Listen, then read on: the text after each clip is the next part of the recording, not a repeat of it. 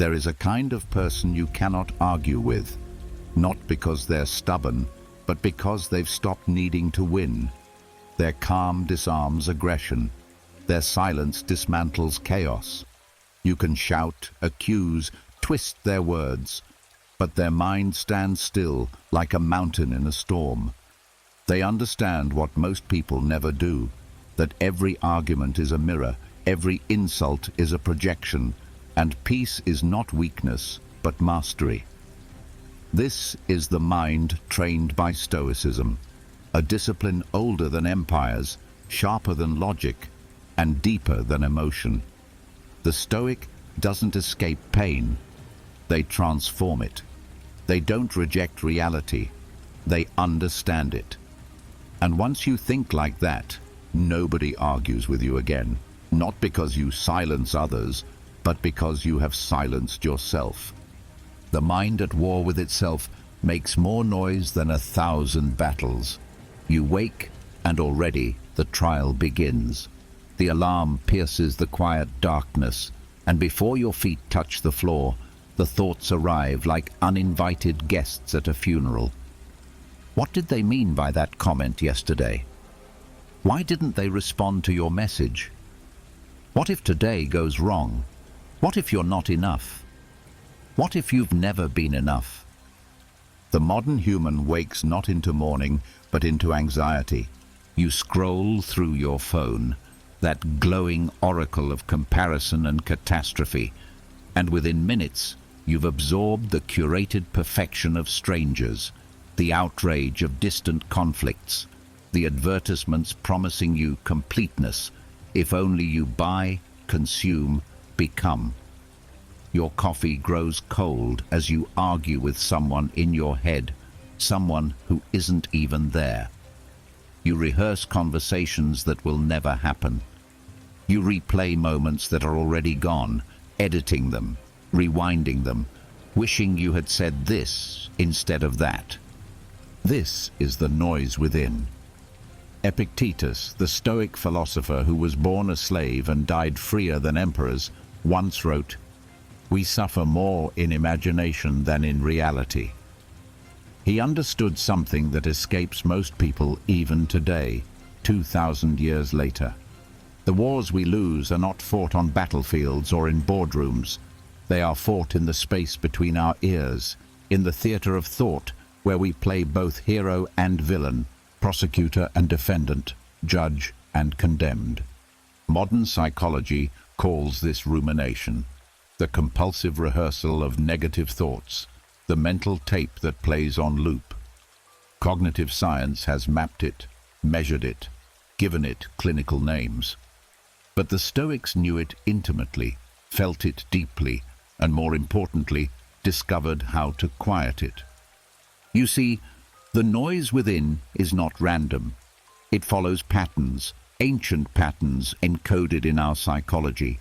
It is the ego defending itself against perceived threats. It is the primitive brain scanning for danger, finding it everywhere, because that's what kept our ancestors alive. The problem is that the threats have changed, but the machinery hasn't. We are not running from predators anymore. We are running from the possibility of being wrong, of being rejected, of being less than we imagine we should be. Every argument you have, every heated debate, every passive-aggressive text, every silent treatment begins long before words are spoken. It begins in this internal chaos, this desperate need to be right, to be validated, to have your version of reality confirmed by someone else. You argue because you are afraid. You are afraid that if you are wrong about this, you might be wrong about everything. And if you're wrong about everything, then who are you? The noise within is the sound of a self that doesn't know itself, desperately seeking confirmation from the outside world. Think about the last time you found yourself in an argument that spiraled out of control. Maybe it started small, a comment about politics, a disagreement about where to eat, a misunderstood tone in a text message. But somehow it grew, voices raised, words weaponized. The original point forgotten, replaced by something deeper, older, more primal. It wasn't about the restaurant anymore. It was about respect, about being heard, about mattering. And in that moment, you were not thinking. You were reacting. Your heart rate increased, your muscles tensed, your prefrontal cortex, that sophisticated part of your brain responsible for reason, took a back seat while your amygdala, that ancient alarm system, took the wheel. You became temporarily less than human. You became animal, threatened, defensive, dangerous. This is what happens when we live at the mercy of the noise within. The Stoics recognized this immediate visceral response as the first movement, the proton pathos, the initial impression that strikes us before reason can intervene. They understood that we cannot prevent these first movements. They are automatic, biological, hardwired. But they also understood something revolutionary. We can control the second movement. We can control what we do with that initial impulse. Most people never learn this. They spend their entire lives as passengers in their own minds, watching thoughts arise and believing every single one, following every emotional impulse as if it were divine command. They are like ships without rudders, blown by every wind of feeling, crashed against every rock of circumstance. The noise within convinces them that their thoughts are reality, that their feelings are facts, that their perceptions are truth. Someone looks at them the wrong way, and they construct an entire narrative of disrespect. Someone doesn't text back immediately, and they compose a mental prosecution case for abandonment. Someone disagrees with them, and suddenly it's not just a different opinion. It's a threat to their entire existence. This is the trap. This is the prison most people live in without even knowing they're imprisoned. And the bars are made of thoughts. The tragedy is not that we have these thoughts. The tragedy is that we believe we are these thoughts. We have so thoroughly identified with the voice in our head that we cannot imagine a separation between the thinker and the thought, between the observer and the observed, between the self and the story the self tells. But there is a gap, a space, a silence, and in that silence lives the possibility of freedom. The Stoics spent lifetimes exploring this gap, training themselves to recognize the noise for what it is, not truth, but interpretation, not reality, but perception, not the world as it is, but the world as it appears through the distorting lens of fear, desire, ego, and conditioning. You are not your thoughts.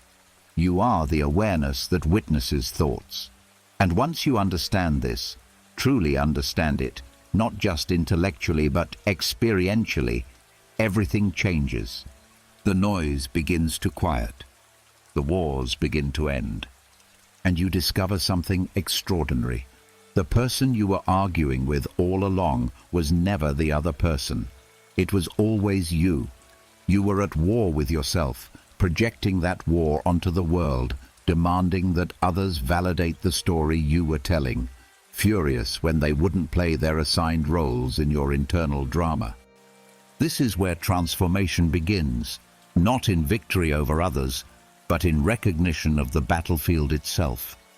The noise within is the first enemy, and it is the only enemy that truly matters. Control is the most seductive illusion humanity has ever created. We believe desperately that if we argue hard enough, plan thoroughly enough, worry intensely enough, we can bend reality to our will. We believe that the right words, the perfect strategy, the most devastating comeback will finally give us what we seek: power over the uncontrollable, certainty in an uncertain world, peace through domination. This belief is killing us.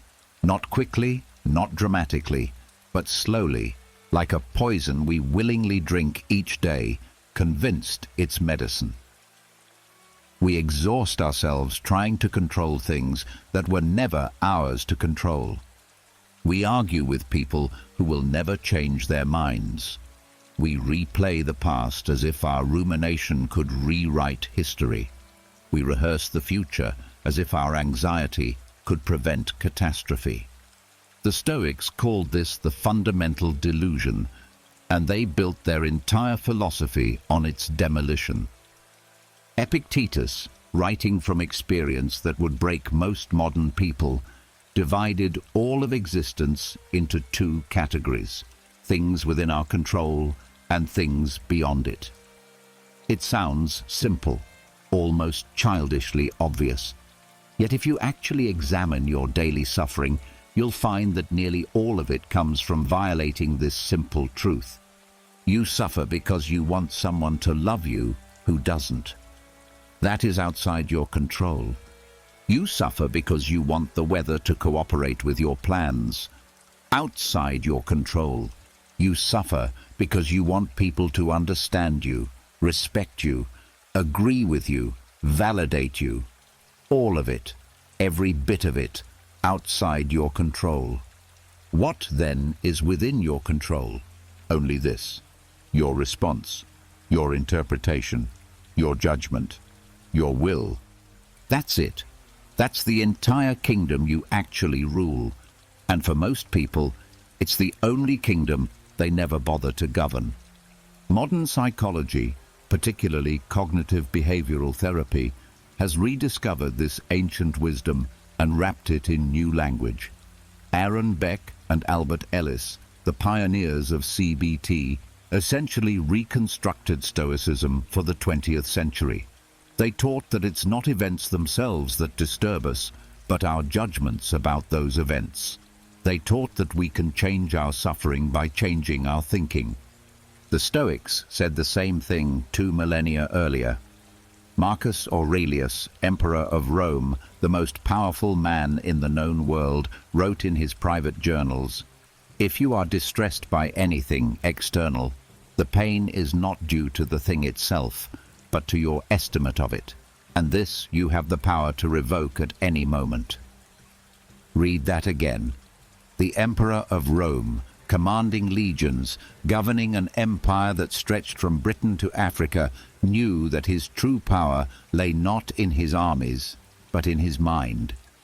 He knew that the invisible enemy, the one that could actually defeat him, was not the barbarians at the gates, but his own unchallenged judgments about what was happening. Consider the modern battlefield, social media. Here is where the invisible enemy reveals itself most clearly. You post something, an opinion, a photo, a moment from your life. Within minutes, the responses arrive. Some praise, some critique, some attack. Your heart rate changes, your mood shifts. You refresh the page compulsively, seeking validation, dreading condemnation. You craft responses, delete them, rewrite them, imagining how each word will land, how each phrase will be interpreted. You have just given strangers complete power over your emotional state.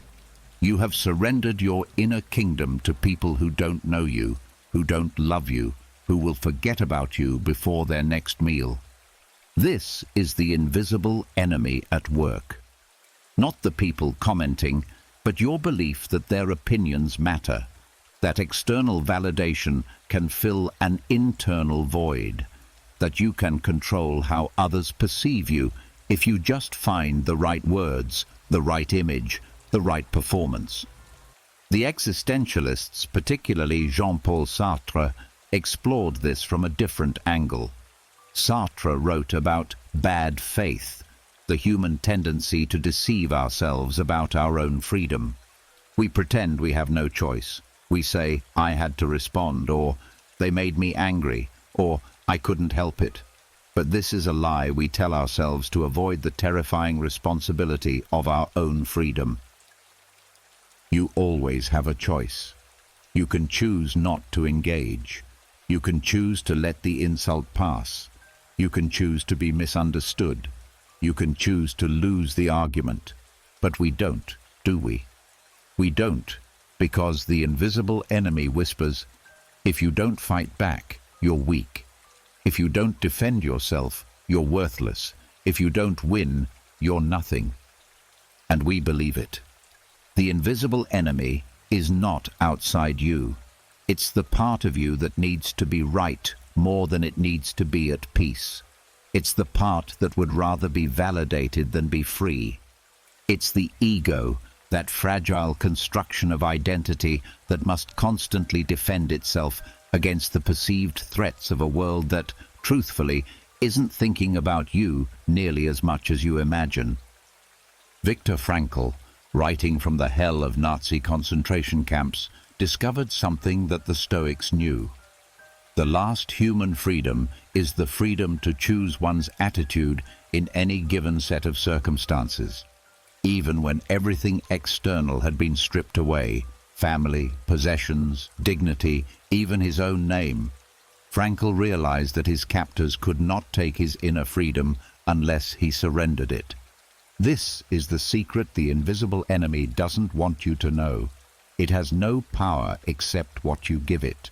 Every argument you cannot walk away from is a chain you've forged yourself. Every opinion that disturbs your peace is a weapon you've handed to the other person. Every need for validation is a door through which manipulation can enter. The Stoics trained themselves to identify these chains, these weapons, these doors. They practiced what they called premeditatio malorum, the premeditation of evils. Not to be pessimistic, but to be prepared. They imagined losing everything, wealth, status, loved ones, life itself, not to torture themselves, but to realize that their peace could not depend on keeping these things. If your happiness requires that everyone agrees with you, you will never be happy. If your peace requires that circumstances always favor you, you will never have peace. If your worth depends on external validation, you will always be at war. This is the invisible enemy's greatest trick, convincing you that freedom lies in controlling the external world, when true freedom only comes from mastering the internal one. Most people spend their entire lives fighting battles they cannot win, trying to control variables that were never theirs to control, exhausting themselves in arguments with reality itself. They argue with the weather, with aging, with other people's opinions, with the past, with death. They argue with the fundamental nature of existence, demanding that it be different than it is, furious that the universe does not conform to their preferences. And they wonder why they're tired. The Stoics offer a different path. Not resignation, not passivity, not weakness, but focused power.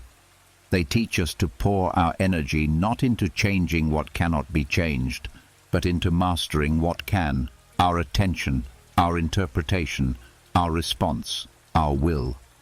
This is the work. This is the practice. This is how we defeat the invisible enemy. Not by winning arguments, but by seeing through them. Not by controlling others, but by governing ourselves. Not by demanding the world change, but by transforming how we meet the world. The invisible enemy falls not when we fight harder, but when we finally understand what we were fighting for was never real to begin with. 24 centuries ago, in a painted colonnade in Athens called the Stoa Poikile, a merchant named Zeno began teaching a philosophy that would outlast empires. He had lost everything in a shipwreck: his cargo, his wealth, his carefully constructed life plans, and washed ashore in Athens with nothing. Most men would have been destroyed by such loss. Zeno studied philosophy instead, and from his study, from his contemplation of loss and impermanence, he developed a school of thought that would guide emperors, slaves, soldiers, and senators through the next 500 years. They called his followers the Stoics. after the painted porch where he taught. But the name is almost ironic now, weighed down by centuries of misunderstanding. In common language, Stoic means emotionless, cold, indifferent, someone who doesn't feel. This could not be further from the truth. The Stoics felt everything. They simply weren't controlled by what they felt. They understood something that modern neuroscience is only now confirming. Emotions are information, not instructions. Feelings are weather patterns in consciousness, not laws that must be obeyed. Zeno taught in that painted colonnade, but the philosophy he founded would travel through time like a signal across centuries. It would pass through Cleanthes, his devoted student, then to Chrysippus, the brilliant systematizer who wrote over 700 books, all lost now except in fragments and quotations, ghosts of wisdom haunting the margins of other texts. But Stoicism did not die with the Greeks. It traveled to Rome, where it met a world of power, corruption, excess, and violence. And there, in the heart of empire, it found its greatest practitioners. Seneca the Younger, born into wealth and educated in rhetoric, became advisor to emperors and one of the richest men in Rome. He also became a Stoic philosopher, writing letters and essays that dissected human nature with surgical precision. He understood hypocrisy intimately, including his own. He wrote about poverty while living in a palace. He counseled moderation while accumulating fortune. Yet his writings remain profound because he never claimed to have mastered the philosophy, only to be practicing it, failing at it, learning from it. Seneca wrote, "We suffer more often in imagination than in reality." He wrote about how to face death, how to use time wisely, how to handle anger. He wrote these things knowing he would one day be forced to live them. When the Emperor Nero, his former student, ordered him to commit suicide, Seneca faced death with the calm he had spent decades cultivating. He cut his wrists in a warm bath, dictating philosophy to his scribes until consciousness faded. Whether he felt fear, we don't know. The Stoics weren't trying to eliminate fear, only to not be ruled by it. Then there was Epictetus, born a slave in Hierapolis, property of one of Nero's secretaries. He was crippled, possibly from torture, possibly from disease. He lived in chains while free men walked past.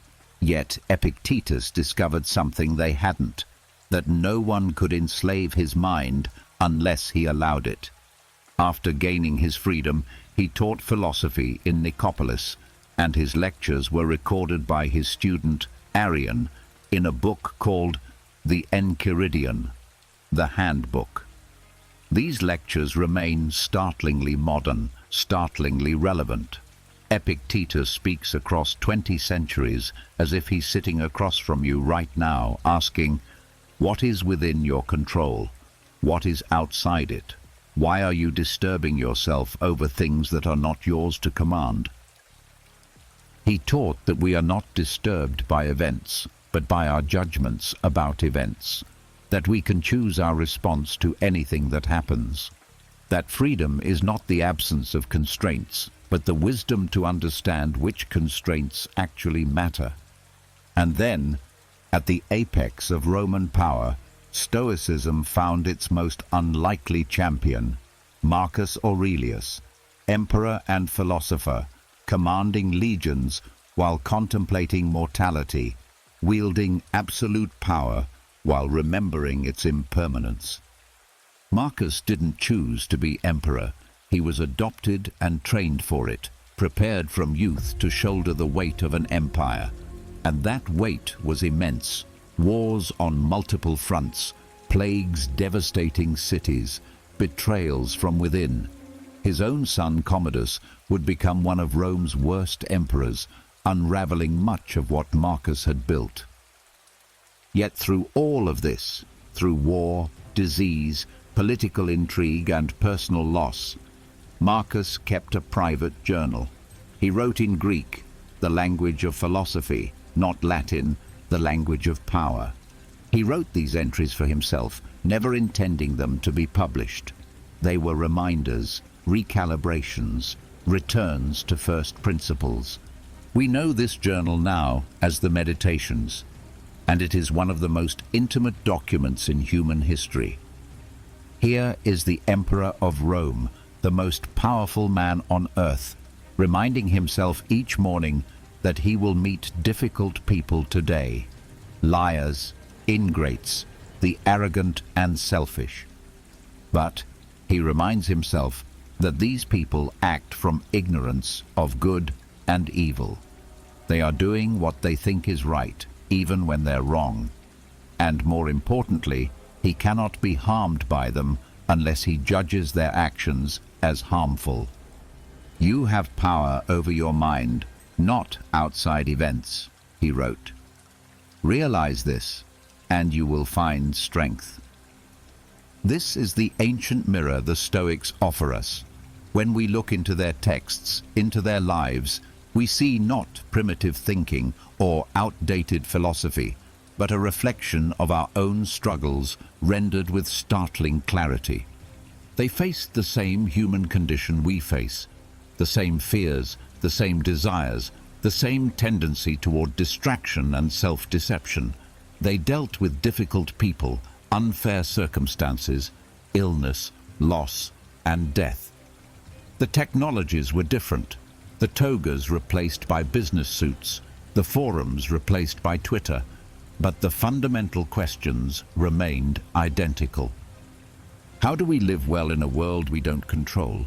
How do we maintain peace when everything around us is chaos? How do we respond to injustice, to betrayal, to loss? How do we face our own mortality with courage instead of denial? The Stoics didn't have answers in the sense of formulas or guarantees. What they had was a practice, a discipline, a way of training the mind to meet reality as it is rather than as we wish it to be. They understood that suffering is inevitable, but that much of our suffering is optional, added by our own resistance to what is. They understood that we cannot control what happens to us, but we can control our response. They understood that peace is not a circumstance, but a skill, cultivated through daily practice, strengthened through repeated application. This is why Stoicism has survived, not because it promises happiness or success or material wealth, but because it offers something more valuable, a way to be unshakable in a world designed to shake us. The ancient mirror reflects back our modern faces. The colonnade in Athens, the letters of Seneca, the lectures of Epictetus, the midnight thoughts of Marcus Aurelius. All of it speaks to now, to this moment, to the particular chaos of your particular life. Because human nature hasn't changed. We're still caught in the same loops, the same patterns, the same suffering. We still believe that external circumstances determine internal states. We still fight battles we cannot win. We still give our peace away to anyone who knows how to press our buttons. But the Stoics offer us the way out, not through escape, not through denial, but through understanding. They teach us to see clearly, to distinguish between what we control and what we don't, to accept what is while working to improve what can be improved, to respond rather than react, to be present rather than lost in fantasies of past and future. This is the wisdom that has survived slavery and empire, war and plague, the rise and fall of civilizations, because truth doesn't age. And what the Stoics discovered about the human mind, its traps, its possibilities, its path to freedom, remains as true now as it was when Zeno first began teaching in that painted colonnade, when Seneca dictated his last words, when Epictetus reminded his students that they were free, when Marcus sat alone in his tent on the frontier of empire, writing by candlelight about how to live. The ancient mirror reflects eternal truths. And when we look into it, we see ourselves. Inside every human being is a civil war, not the kind fought with weapons, but something more intimate and more constant. A war between what we feel and what we know, between impulse and intention, between the animal we evolved from and the being we aspire to become. You feel this war every day, though you might not name it as such. You know you shouldn't check your phone the moment you wake, but you do. You know that argument isn't worth having, but you engage anyway. You know that worry won't change the outcome, but you worry regardless. You know that person isn't good for you, but you return to them again and again. This is the battlefield between emotion and reason. The Stoics understood this war intimately. They didn't see emotions as enemies to be destroyed, but as forces to be understood and, crucially, to be governed. They developed a concept that has been tragically misunderstood for centuries: apatheia. In English, this became apathy, which we associate with not caring, with numbness, with emotional death. But this is a mistranslation so severe it has obscured one of philosophy's most important insights. Apatheia doesn't mean the absence of emotion. It means freedom from being enslaved by emotion. It means experiencing feelings without being controlled by them. It means the ability to feel fear and still act with courage, to feel anger and still respond with wisdom, to feel grief and still find meaning. The Stoic doesn't become a stone. The Stoic becomes a mountain, moved by wind and weather, shaped by time, but fundamentally unshaken, fundamentally grounded, fundamentally itself.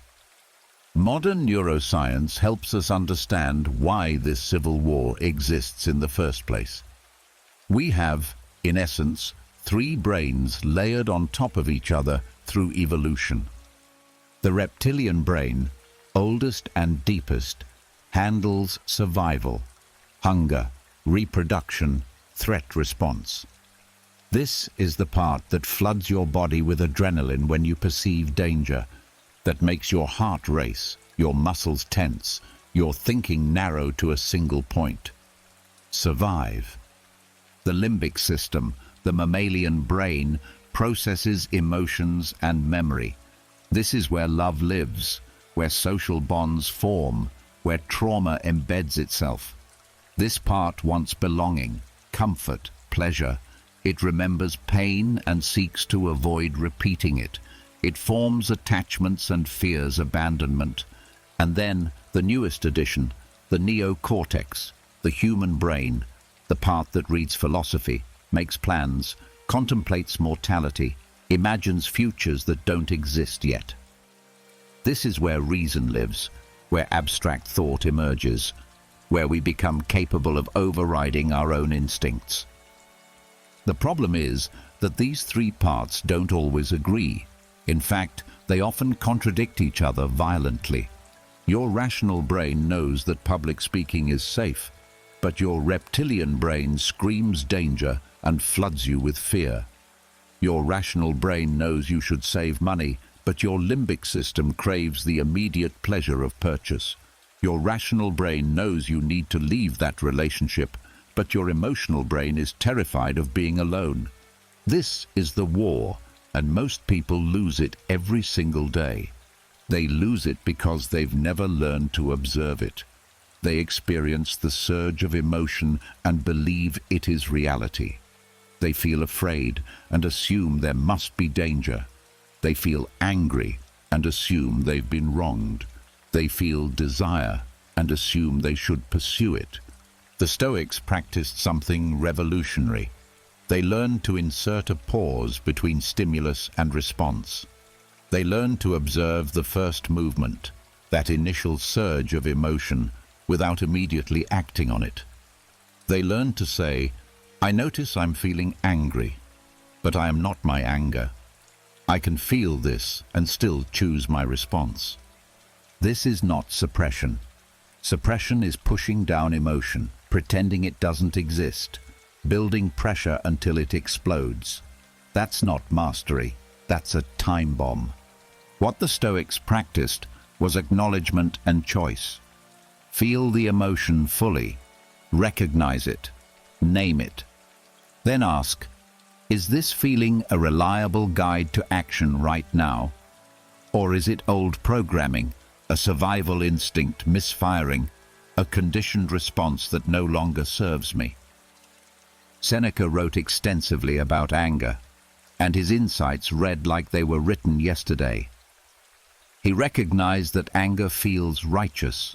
It feels like justice. It convinces us that our rage is proportional to the offense, that our retaliation is deserved, that the other person made us feel this way, so they deserve what's coming. But Seneca knew the truth. Anger is a temporary madness. It narrows our thinking, distorts our perception, and almost always makes things worse. The satisfaction of revenge is brief and hollow. The damage it causes to relationships, to reputation, to our own peace is lasting. Yet he didn't say, never feel anger. He said, when you feel anger rising, pause. Ask yourself what happened. Ask yourself what you're interpreting. Ask yourself what the anger is trying to protect. Ask yourself if action taken from this state will make things better or worse. This pause is everything. This pause is where freedom lives. Carl Jung, working 2,000 years after the Stoics, but arriving at similar conclusions, described what he called individuation, the process of integrating all parts of ourselves, including the shadow, the parts we reject or deny. Jung understood that we cannot eliminate our darker impulses, our primitive reactions, our emotional volatility. We can only become conscious of them. And consciousness transforms everything. When you can observe your own anger, you are no longer fully identified with it. When you can watch your own fear, you've already created distance from it. When you can witness your own thoughts, you've discovered that you are not those thoughts. You are the awareness that perceives them. This is the gap, the space between stimulus and response, the moment of choice. Viktor Frankl, in perhaps the most extreme test of human psychology imaginable, discovered this gap in a concentration camp. Between what happened to him and his response to it, there was a space. In that space lay his freedom, the one thing his captors could not take. He could not control the brutality, but he could control what it meant to him. He could not prevent suffering, but he could choose whether that suffering had meaning or was merely absurd cruelty. This is what the Stoics called prohairesis, moral choice, will, intention. It's the part of you that can step back from every circumstance and decide, how will I meet this? What kind of person will I be in this moment? It's not about suppressing emotion. It's about not being suppressed by emotion. Think about the last time you reacted poorly to something, snapped at someone you love, sent an angry message you regretted, made a decision from fear or insecurity. If you replay that moment honestly, you'll probably see that there was a tiny space, a millisecond, where you could have chosen differently.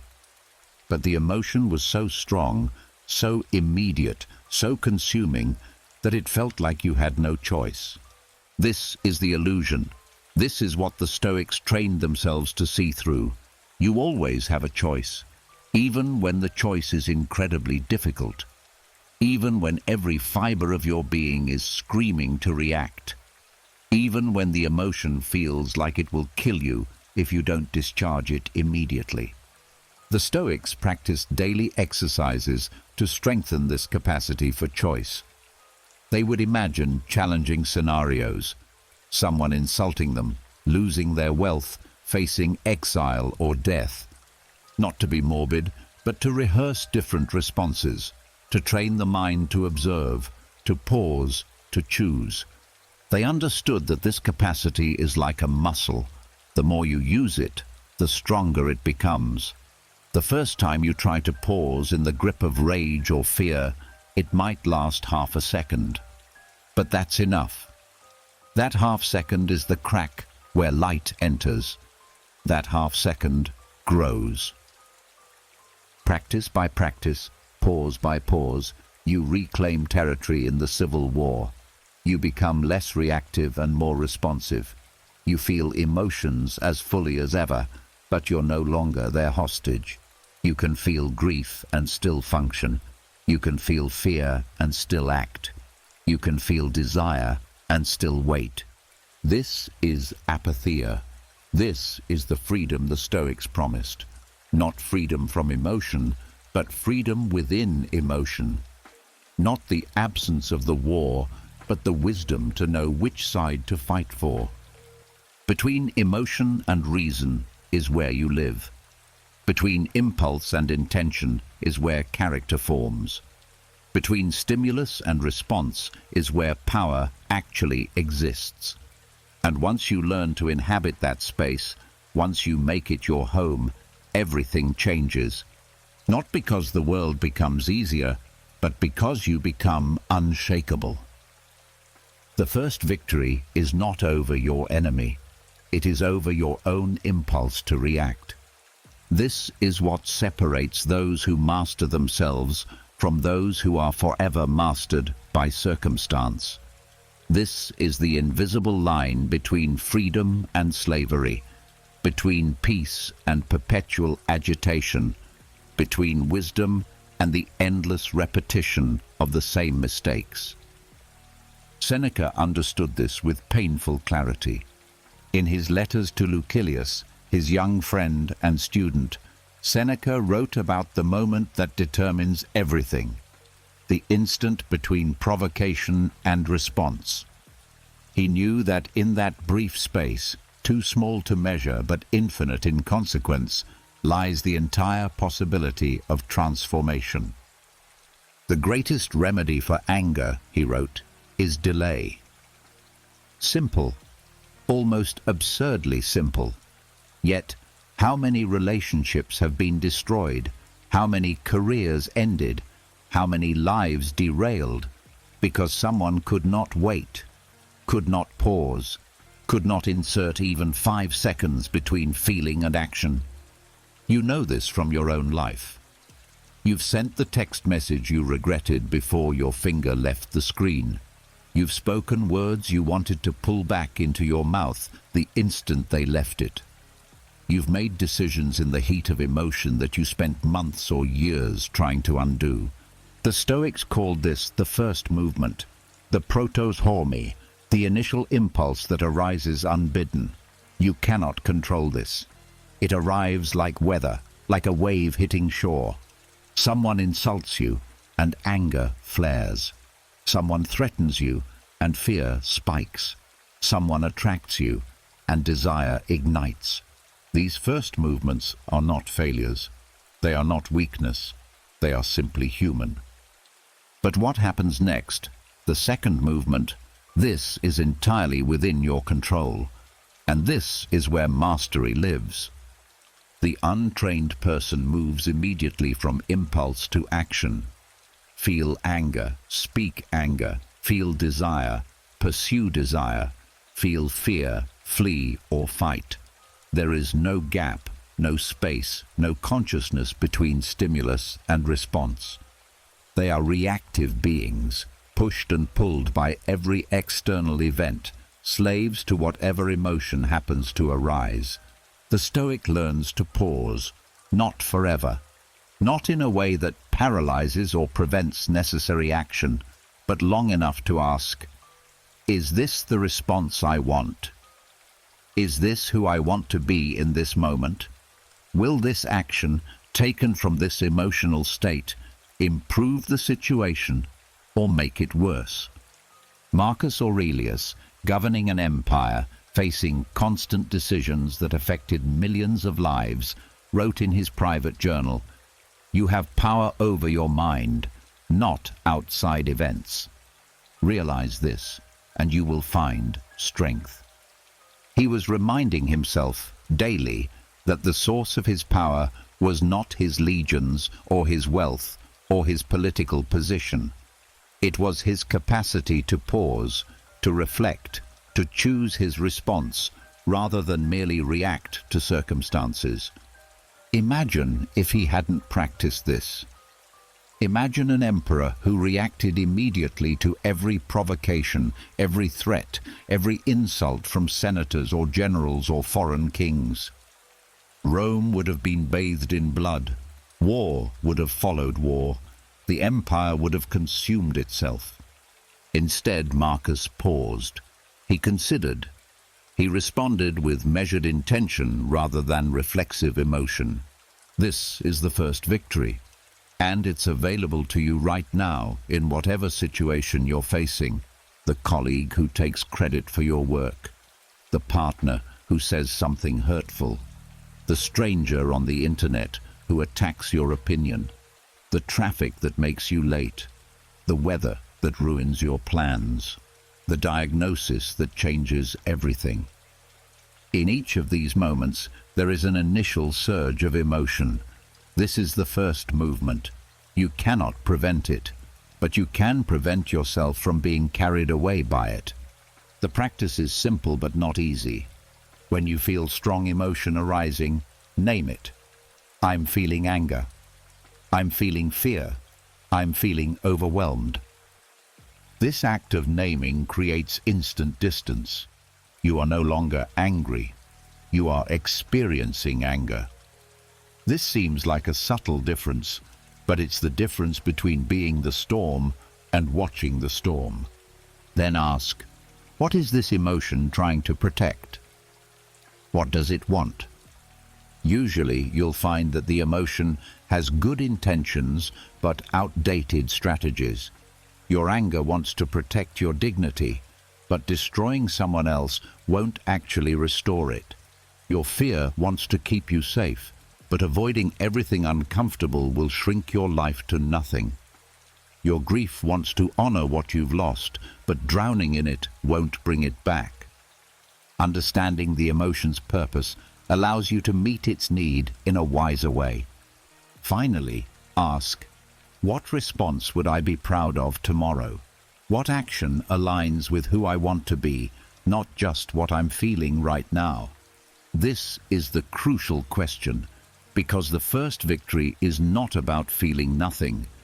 It's about choosing your actions based on your values rather than your immediate emotional state. Epictetus taught his students a powerful exercise. When something upsetting happened, a broken cup, a harsh word, a disappointment, they were to immediately say to themselves, "This is nothing to me." Not because the event didn't matter, but because the event itself held no inherent power over their inner state. The broken cup is just a cup. The harsh word is just sound waves. The disappointment is just the gap between expectation and reality. What gives these events power is the story we tell about them, the meaning we assign, the judgment we render. Someone cuts you off in traffic. The first movement is a surge of anger, perhaps fear. This is automatic, biological, unavoidable. But what happens next is up to you. The untrained mind immediately constructs a narrative. That person is an asshole. They did that on purpose. They disrespected me. They could have caused an accident. People like that shouldn't be allowed to drive.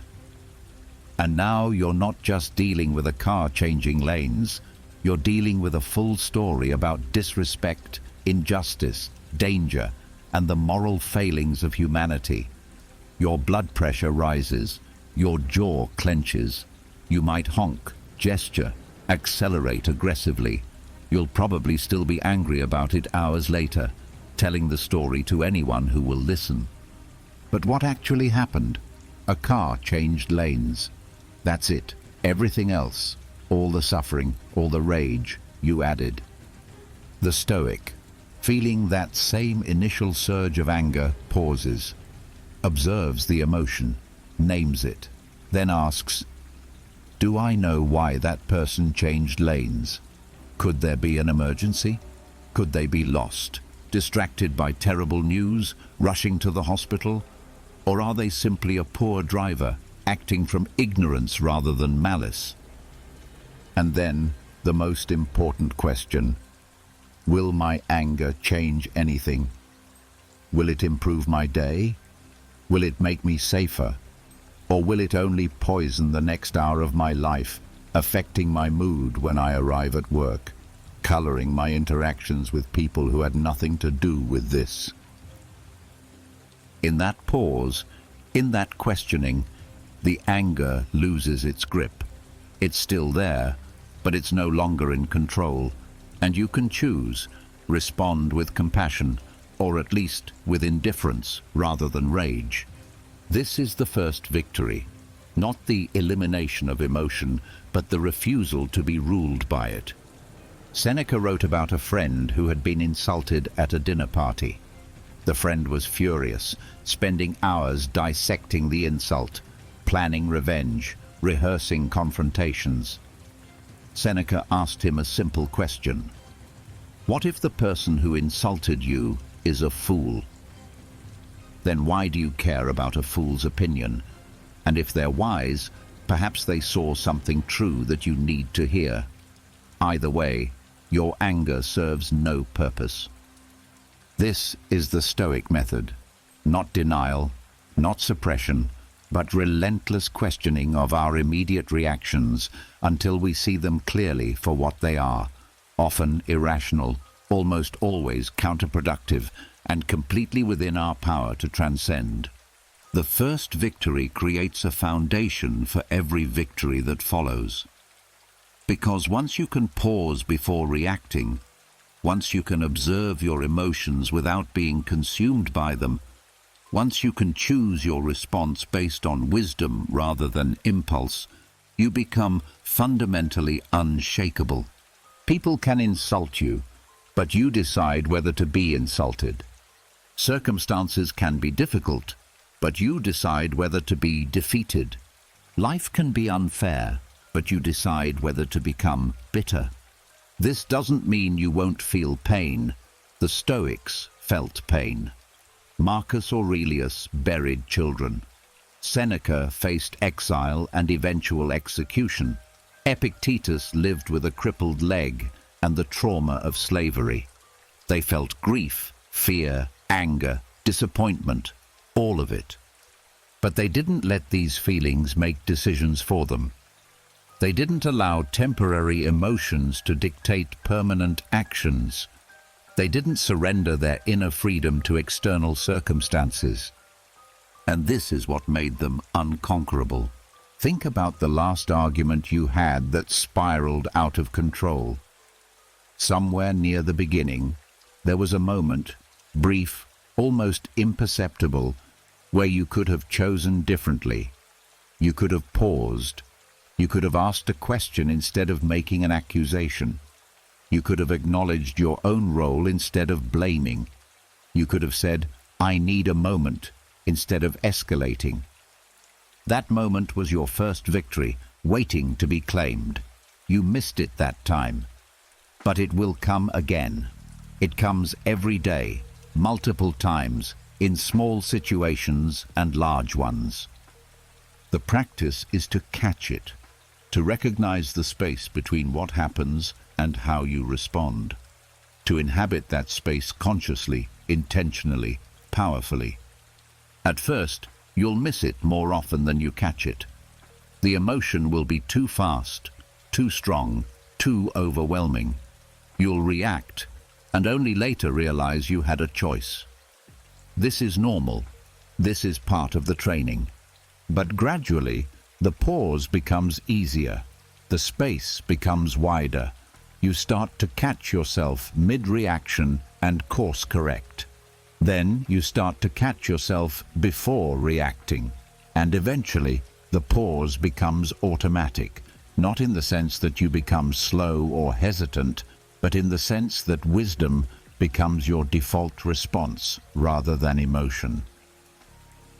This is what the Stoics meant by living in accordance with nature, not the nature of impulse and instinct, but the higher nature of reason and virtue. The nature of a being who can observe themselves, question their own reactions, and choose to be better than their first impulse. Seneca's letters are filled with this theme because he struggled with it himself. He was wealthy, ambitious, involved in politics, all things that generated constant emotional turbulence. He knew what it was like to feel rage, envy, fear, desire. He wasn't writing from a position of having transcended these emotions. He was writing from the trenches, reminding himself daily of what he knew intellectually, but had to relearn emotionally, over and over. "We are more often frightened than hurt," he wrote, "and we suffer more in imagination than in reality." The first victory is recognizing this, seeing that most of our suffering is self-inflicted, added by our own judgments and reactions, rather than inherent in the events themselves. And once you see it, you can't unsee it. You start to notice how much of your day is spent in reaction, how much energy you pour into resenting things you cannot change, how much peace you sacrifice to defend ego positions that don't actually matter, how much of your life you've given away to anger, anxiety, and endless mental arguments with people who aren't even present. And you realize this is optional, all of it. The reaction, the resentment, the suffering, not the pain. Pain is inevitable, but the suffering we add to pain through our resistance and our stories and our refusal to accept what is. This realization is itself a victory, and from this victory, everything else becomes possible. You become someone people cannot argue with, not because you won't engage, but because you engage from a place of calm rather than reactivity. You listen instead of waiting to speak. You seek to understand instead of to win. You can be disagreed with without being disturbed. You can be insulted without retaliating. You can be wrong without your identity shattering. This is the person the Stoics were training to create. Not a stone statue, not an emotionless robot, not someone who doesn't care, but someone who cares deeply while remaining unshaken. Someone who feels fully while thinking clearly. Someone who can face anything because they've learned to face themselves first. The first victory is over the impulse to react. Every victory after that is just practice. And the practice never ends because the opportunities never stop coming. Every difficult person, every frustrating situation, every moment of fear or anger or disappointment is another chance to pause, to observe, to choose. This is not a burden. This is freedom.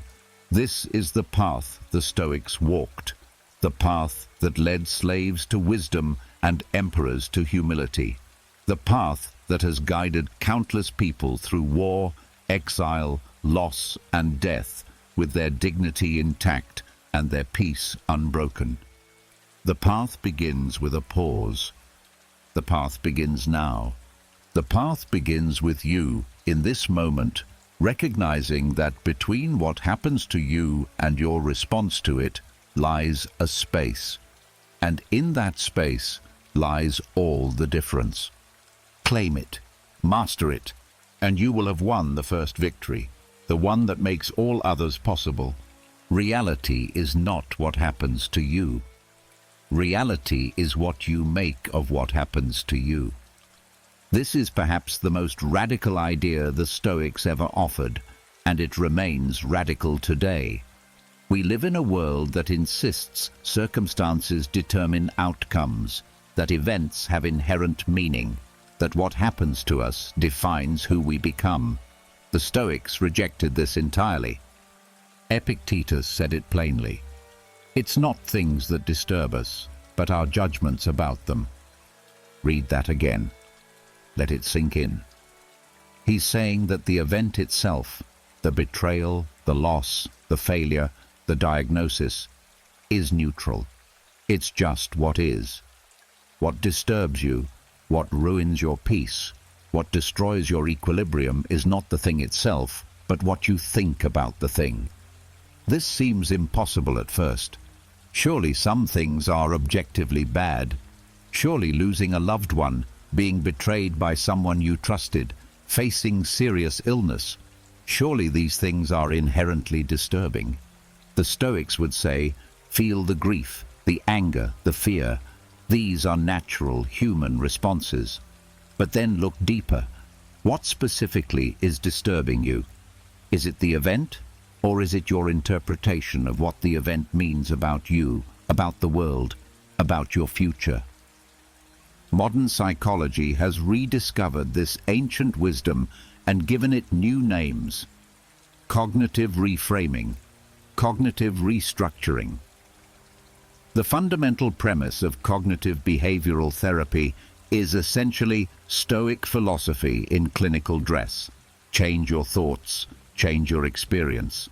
Aaron Beck, working with depressed patients in the 1960s, noticed something remarkable.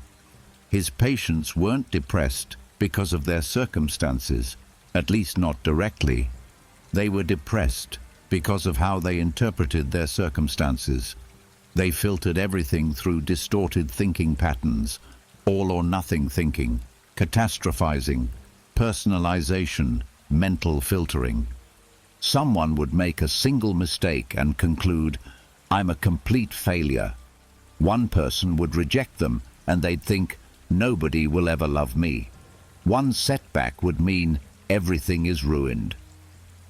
Beck taught them to question these automatic thoughts, to examine the evidence, to consider alternative interpretations, to test whether their thoughts reflected reality or merely their habitual patterns of perception. This is Stoicism. This is what Marcus Aurelius did every morning when he wrote in his journal, challenging his own perceptions, reminding himself that things are rarely as bad as they first appear. Consider betrayal. Someone you trusted has deceived you, used you, revealed themselves to be different than you believed. The initial pain is real, unavoidable, human, but what happens next is entirely up to you. One perception: I've been destroyed. I can never trust anyone again. This proves that people are fundamentally selfish and cruel. I'm a fool for having trusted. My life is ruined. Another perception: I've received valuable information. This person has shown me who they are, and now I know. I'm disappointed, but I'm not destroyed. I can choose whether to continue this relationship or not, but either way, my core self remains intact. This experience will make me wiser, not bitter. Same event. Radically different experiences of that event. And the difference lies entirely in perception. The Stoics trained themselves to actively reframe situations, to deliberately choose interpretations that served their well-being and their virtue, rather than their ego and their fear. Marcus Aurelius wrote, "Choose not to be harmed, and you won't feel harmed. Don't feel harmed, and you haven't been." This sounds like denial until you understand what he means. He's not saying pretend the event didn't happen. He's saying you get to decide what it means. You can frame being fired as a catastrophe that proves your worthlessness, or as liberation from a situation that wasn't serving you and an opportunity to find something better. You can frame illness as cruel injustice, or as a teacher about what truly matters. You can frame aging as decay and loss, or as the privilege of accumulated wisdom and the natural rhythm of existence. Neither interpretation is objectively true. Both are stories, but one story will destroy you and the other will sustain you. This is perception as a weapon, not against others, but against suffering itself. Mindfulness practice, which has become popular in recent decades, is essentially training in Stoic perception. When you practice mindfulness, you learn to observe your thoughts without believing them automatically. You learn to notice, I'm having the thought that I'm worthless, rather than simply concluding, I'm worthless. This creates space, distance, the ability to see thoughts as mental events rather than facts about reality. The Stoics did this 2,000 years before brain scans and clinical trials confirmed it works. They did it through philosophical reflection, through daily practice, through constant vigilance over their own perceptions. Seneca wrote about receiving insults. He said you can choose to be insulted or not. If someone calls you something you're not, why would you be disturbed?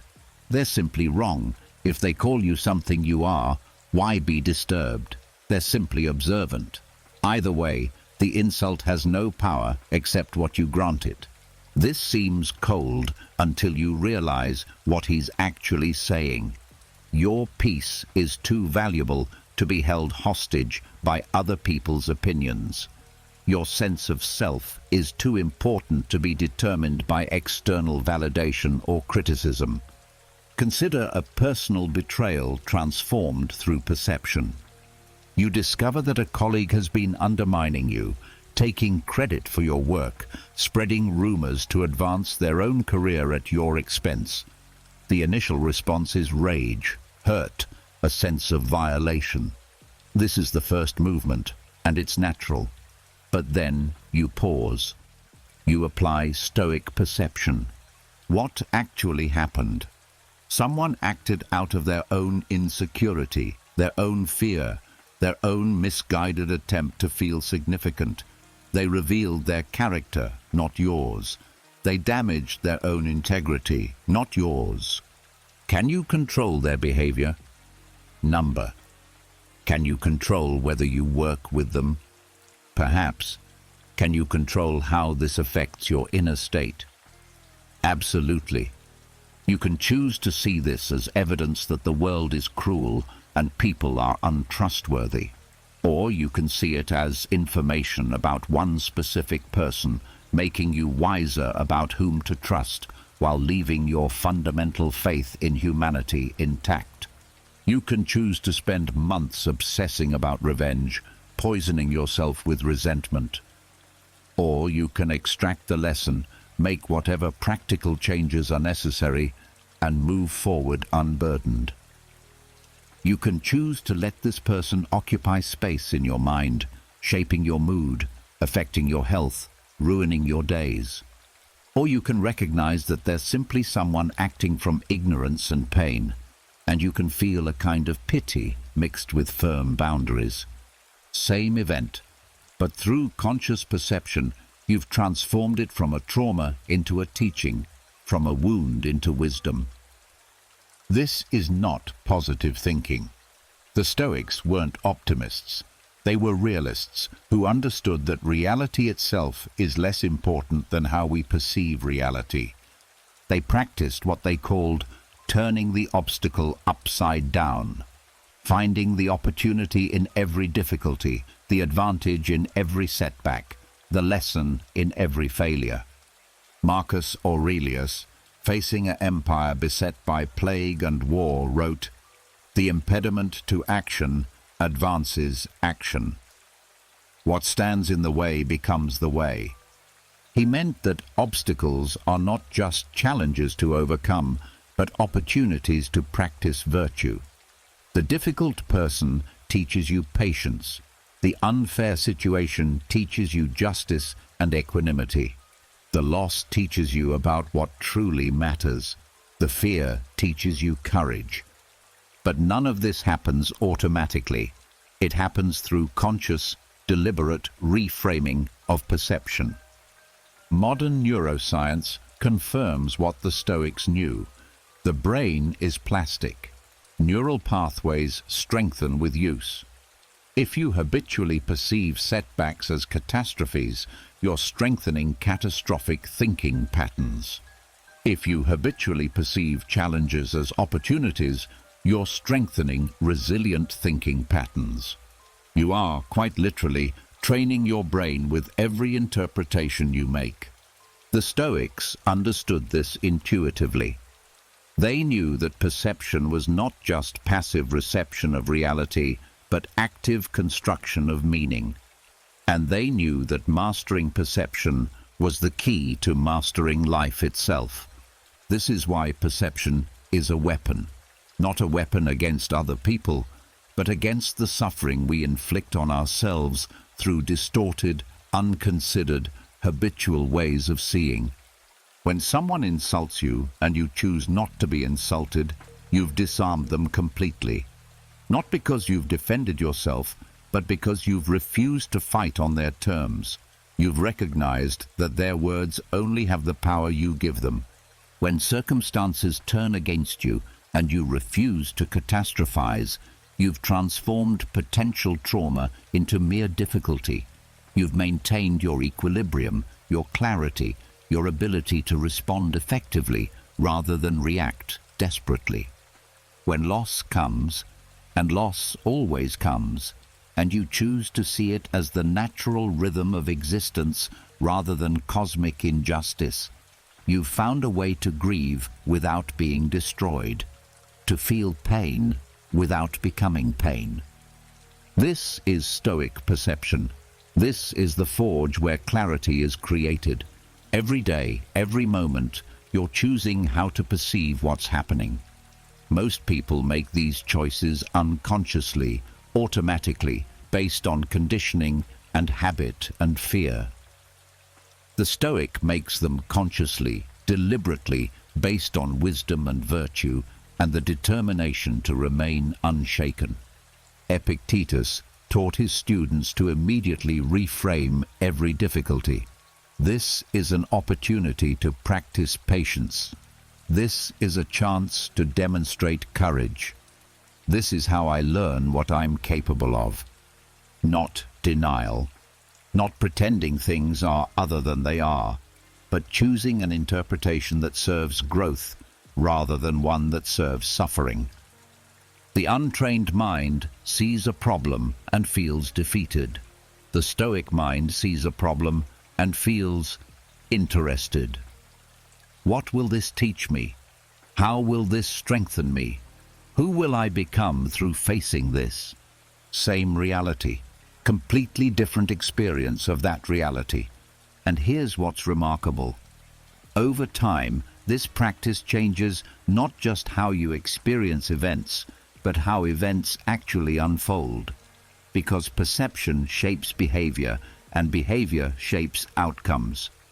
If you perceive a setback as catastrophic, you'll respond with panic, poor judgment, desperate actions that often make things worse. If you perceive the same setback as a temporary difficulty requiring clear thinking, you'll respond with calm problem-solving that often resolves the situation.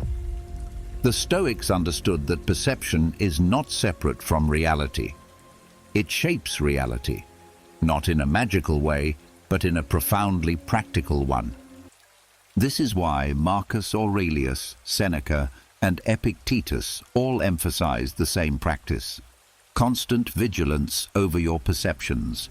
Question every automatic interpretation. Challenge every habitual judgment. Ask always, is this true? Is this useful? Is this the only way to see this? Perception is a weapon.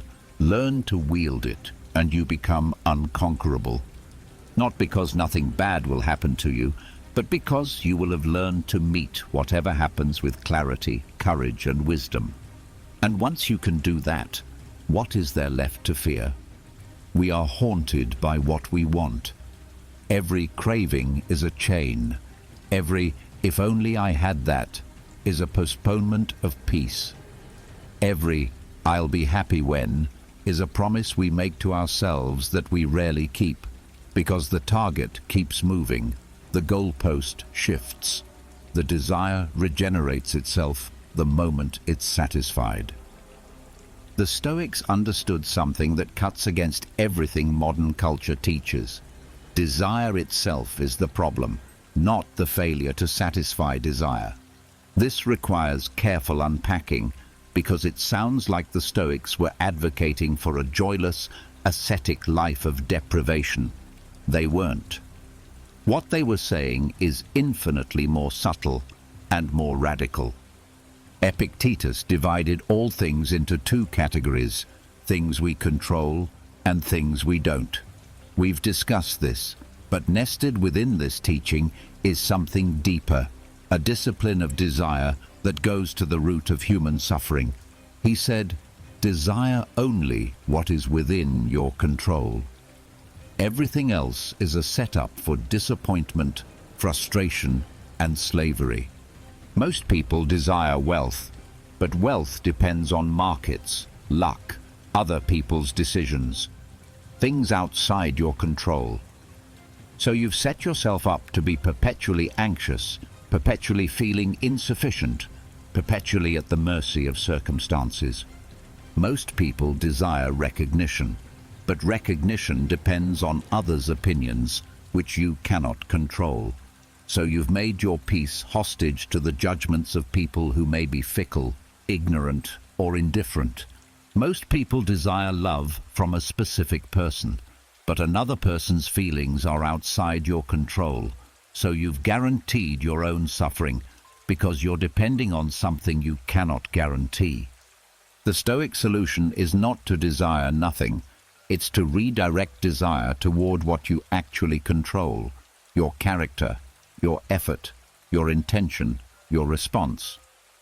Desire to be honest, that's within your control. Desire to be courageous, that's yours to command. Desire to treat others with respect, you can do that regardless of how they treat you.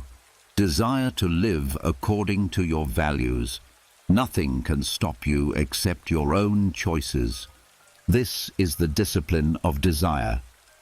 And it's the hardest discipline the Stoics taught, because it requires abandoning the very things most people spend their entire lives chasing. Epicurus, the philosopher often mistakenly associated with hedonism, actually taught something surprisingly similar.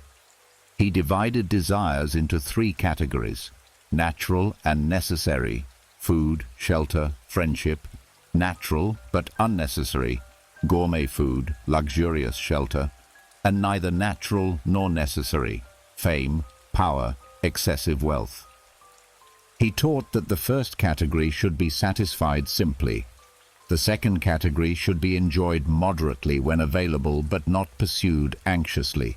And the third category should be abandoned entirely, because it leads only to endless craving and inevitable disappointment. The Stoics went further. They said even the natural and necessary desires should be held lightly. Yes, desire food when hungry, but be prepared to go without. Yes, desire shelter, but be ready to lose it. Yes, desire friendship, but understand that all relationships end eventually, through distance, change, or death. This sounds grim until you realize what it actually creates: freedom. If your happiness depends on having things, you're forever vulnerable to loss. If your peace depends on circumstances being a certain way, you're forever at war with reality. If your sense of self depends on external validation, you're forever a slave to other people's opinions. But if you can want things without needing them, enjoy things without clinging to them, appreciate things without depending on them, then nothing can touch you, nothing can control you, nothing can take your peace. Viktor Frankl, imprisoned in Auschwitz, watching people die daily from starvation, disease, and execution, discovered this truth in its most extreme form. He noticed that survival didn't correlate with physical strength, or youth or health. It correlated with meaning. Those who had something to live for, a person to see again, a work to complete, a purpose to fulfill, they were more likely to survive. Not because meaning prevented death, but because meaning prevented the kind of psychological collapse that hastened death. Frankl realized that the Nazis could take everything: his family, his possessions, his profession, his name, his body. But they could not take his inner freedom, his ability to choose his attitude, to find meaning even in suffering, to decide what this experience would make of him rather than merely what it would do to him. This is the discipline of desire in its purest form, desiring only what cannot be taken, desiring character over circumstance, desiring meaning over comfort, desiring integrity over survival itself. The existentialists, particularly Jean-Paul Sartre and Albert Camus, arrived at similar conclusions from a different starting point. Camus wrote about Sisyphus, condemned by the gods to roll a boulder up a mountain for eternity, only to watch it roll back down, then to start again. Camus asked, "Is this not the perfect image of human existence? We struggle, we build, we achieve, and then it all comes undone. We age, we die, everything we create eventually crumbles. So what's the point?" His answer: one must imagine Sisyphus happy. Happy, condemned to eternal futile labor, yes, because Sisyphus can choose his attitude toward his fate. He can push the boulder with dignity, with defiance, with acceptance. He can find meaning not in the outcome, but in the action itself, in the integrity of the effort. This is the discipline of desire transformed into the acceptance of absurdity. We cannot control outcomes. We cannot guarantee success.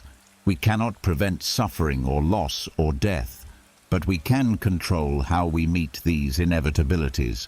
The Stoics practiced specific exercises to discipline desire.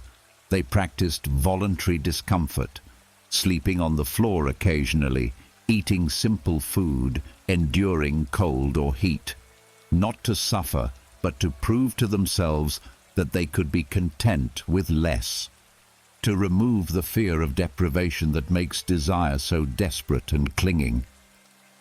Marcus Aurelius, the richest man in the world, reminded himself daily that all his possessions were borrowed, temporary, ultimately meaningless.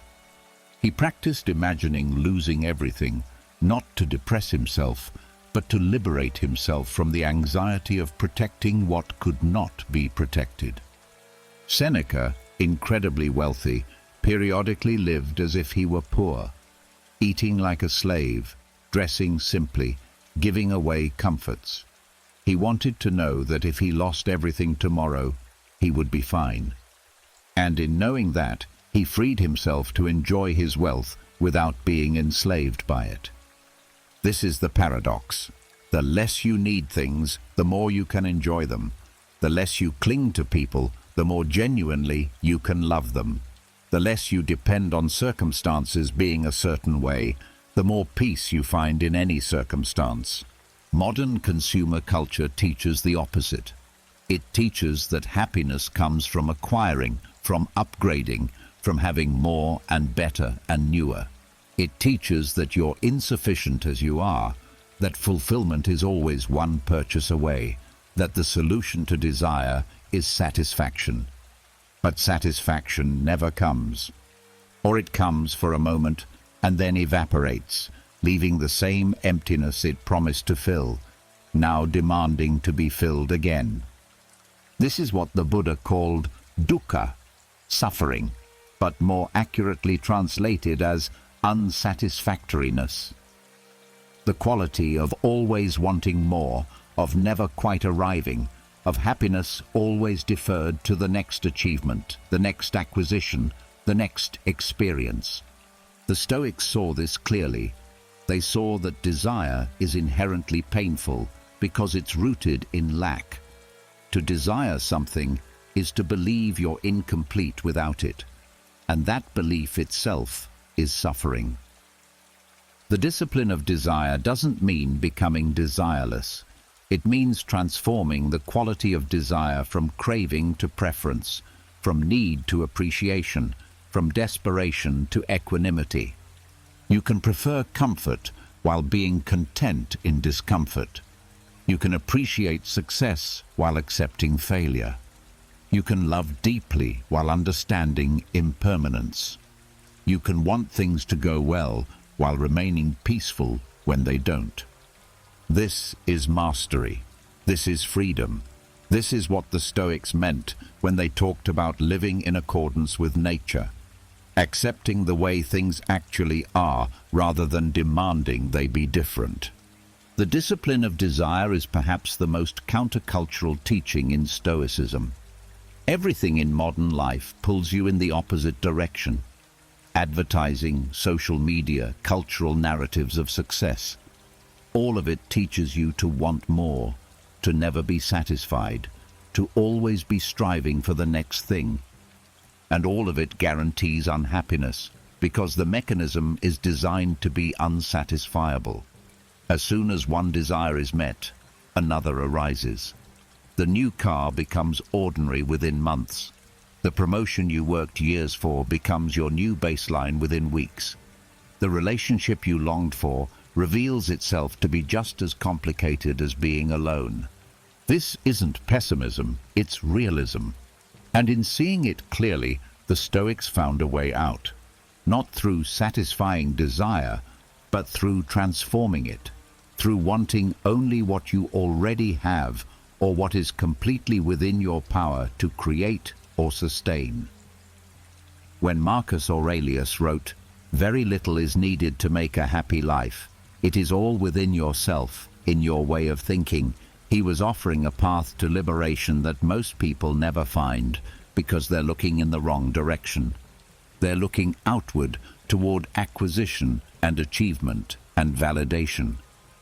The Stoics looked inward toward character and wisdom and the quality of consciousness itself. And in that inward turn, they found something that external circumstances could never provide and could never take away. Peace that doesn't depend on anything outside themselves.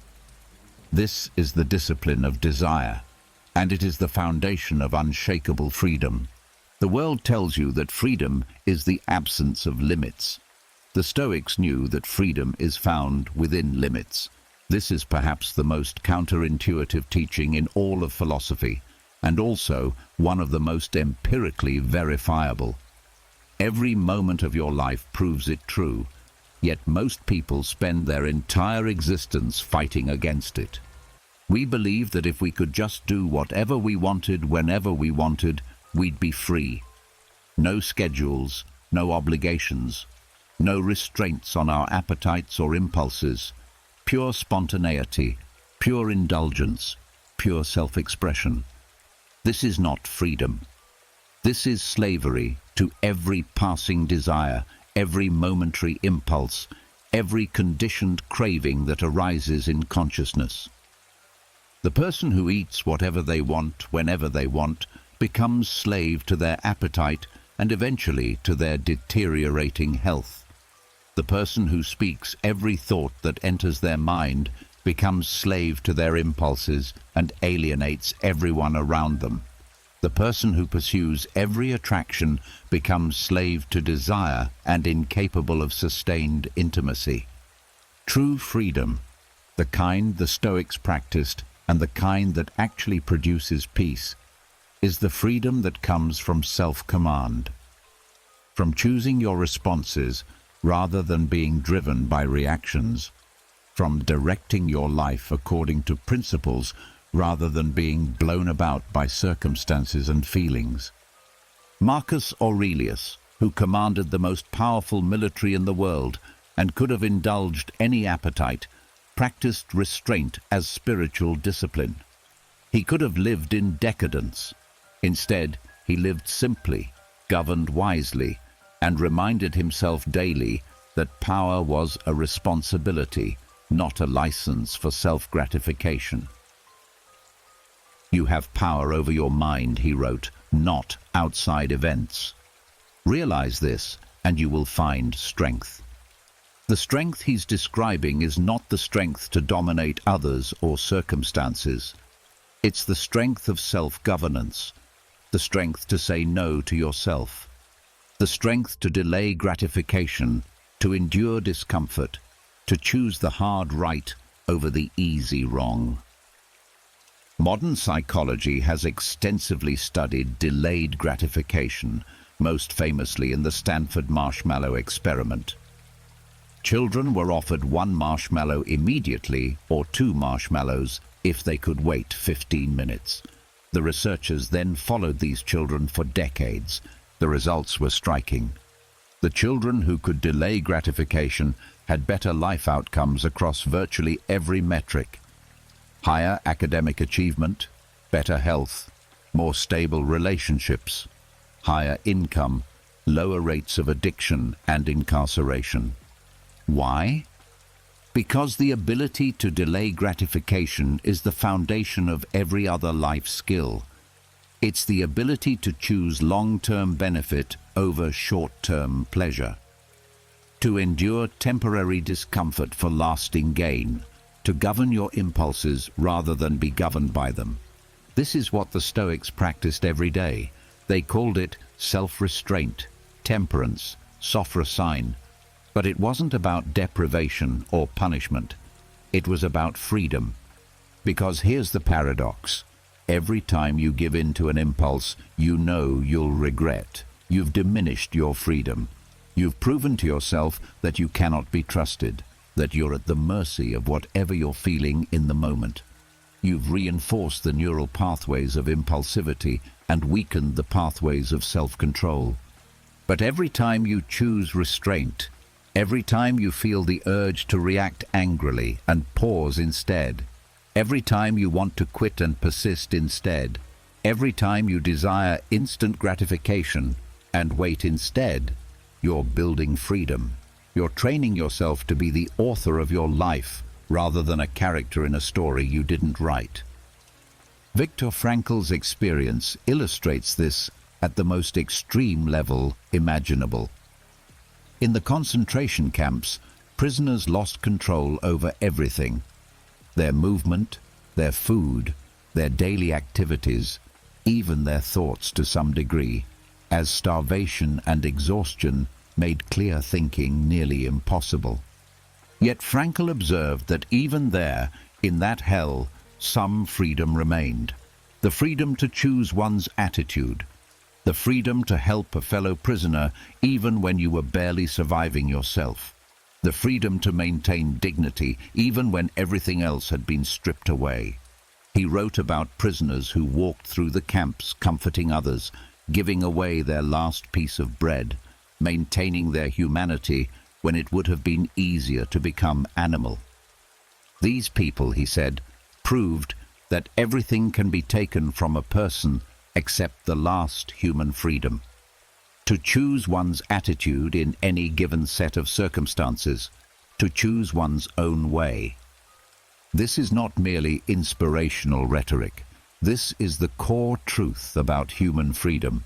It exists only in the space between stimulus and response. In that gap, in that pause, in that moment of choice, that's where freedom lives.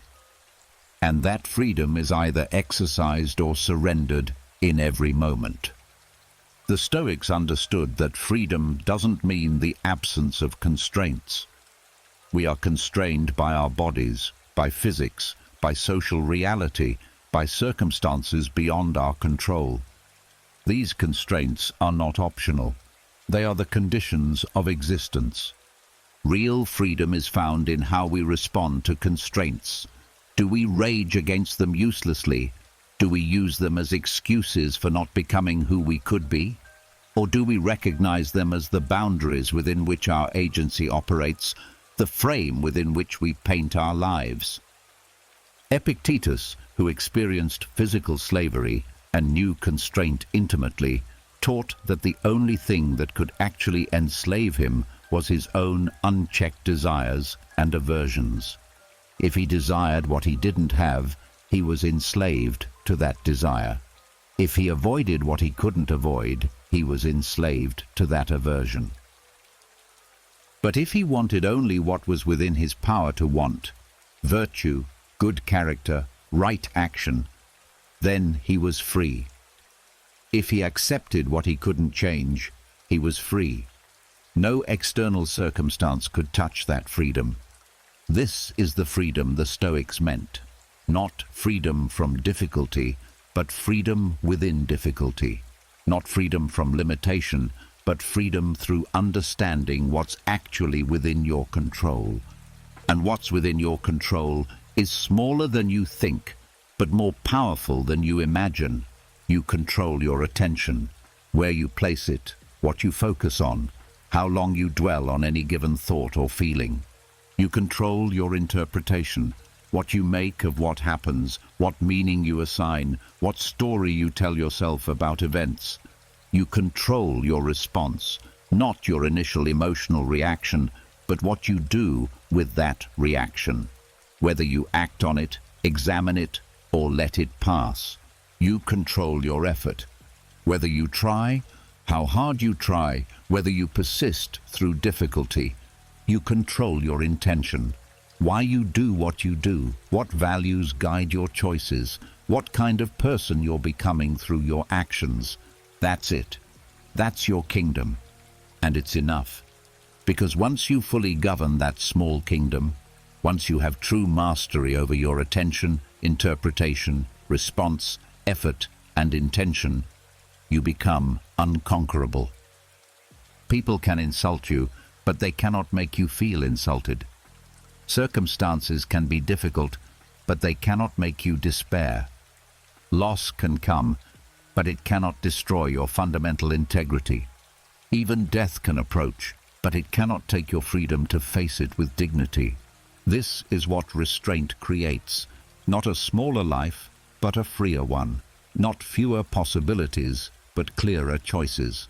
Not less power, but power properly directed. Modern emotional regulation research confirms what the Stoics knew. The ability to modulate your emotional responses, to feel them fully without being controlled by them, is perhaps the most important predictor of well-being, relationship quality, professional success, and overall life satisfaction. This ability is not innate. It's trained.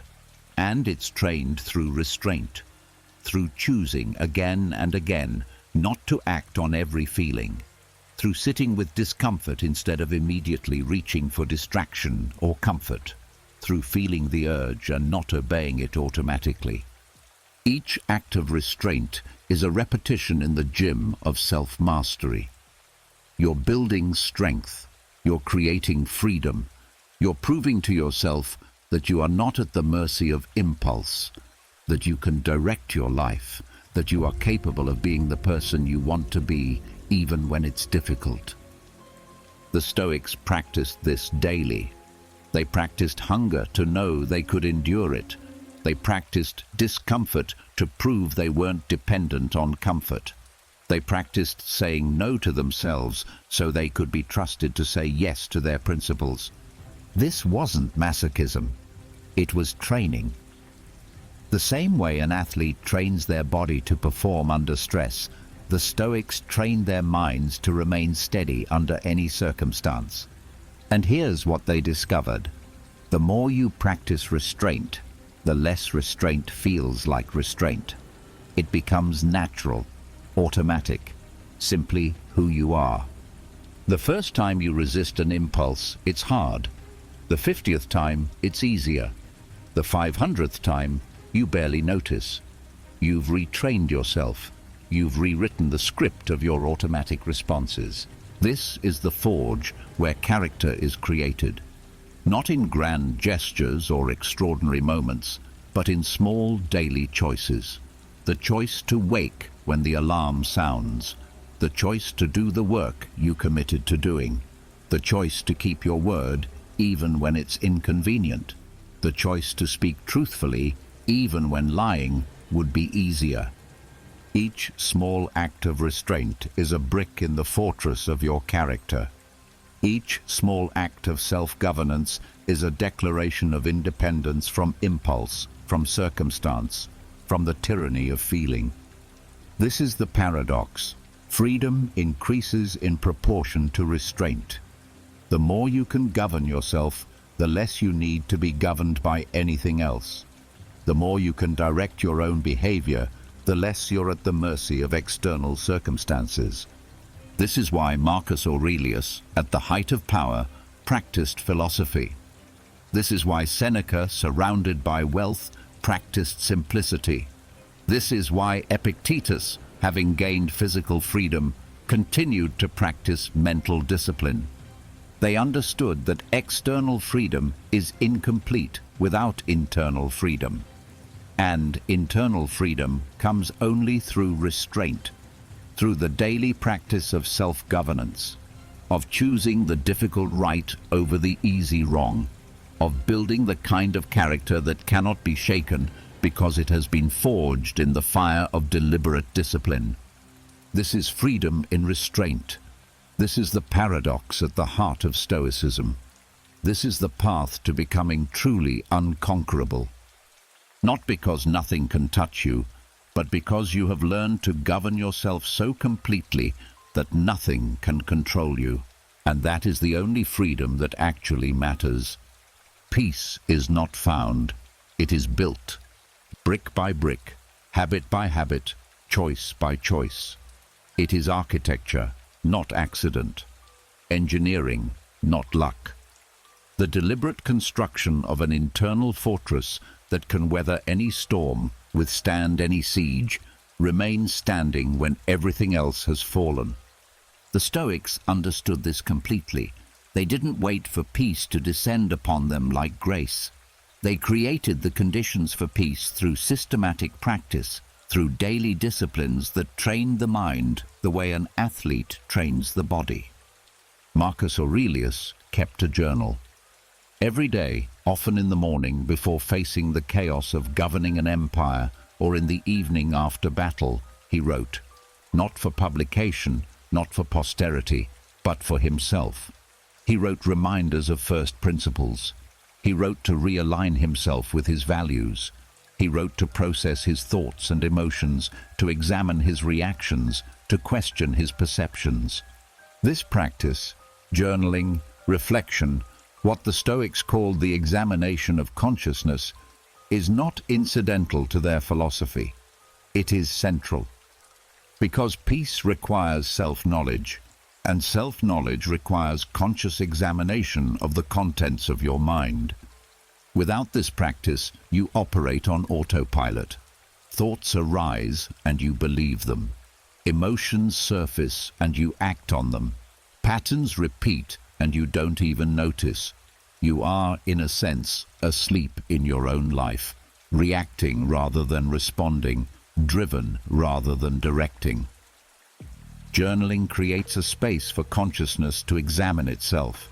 When you write, "I'm feeling anxious about tomorrow's meeting," you've already created distance from the anxiety. You're no longer simply anxious. You're observing anxiety, which means there's a part of you that is not the anxiety. This is what the Stoics meant by the ruling center, the hegemonikon, the command post of consciousness that can observe everything else, including thoughts and emotions, without being identical to them. Modern psychology calls this metacognition, thinking about thinking. And research consistently shows that people with higher metacognitive awareness have better emotional regulation, make better decisions, and experience less psychological distress. The Stoics practiced this metacognition through writing. They would describe what happened during the day, then examine their responses. Where did I react poorly?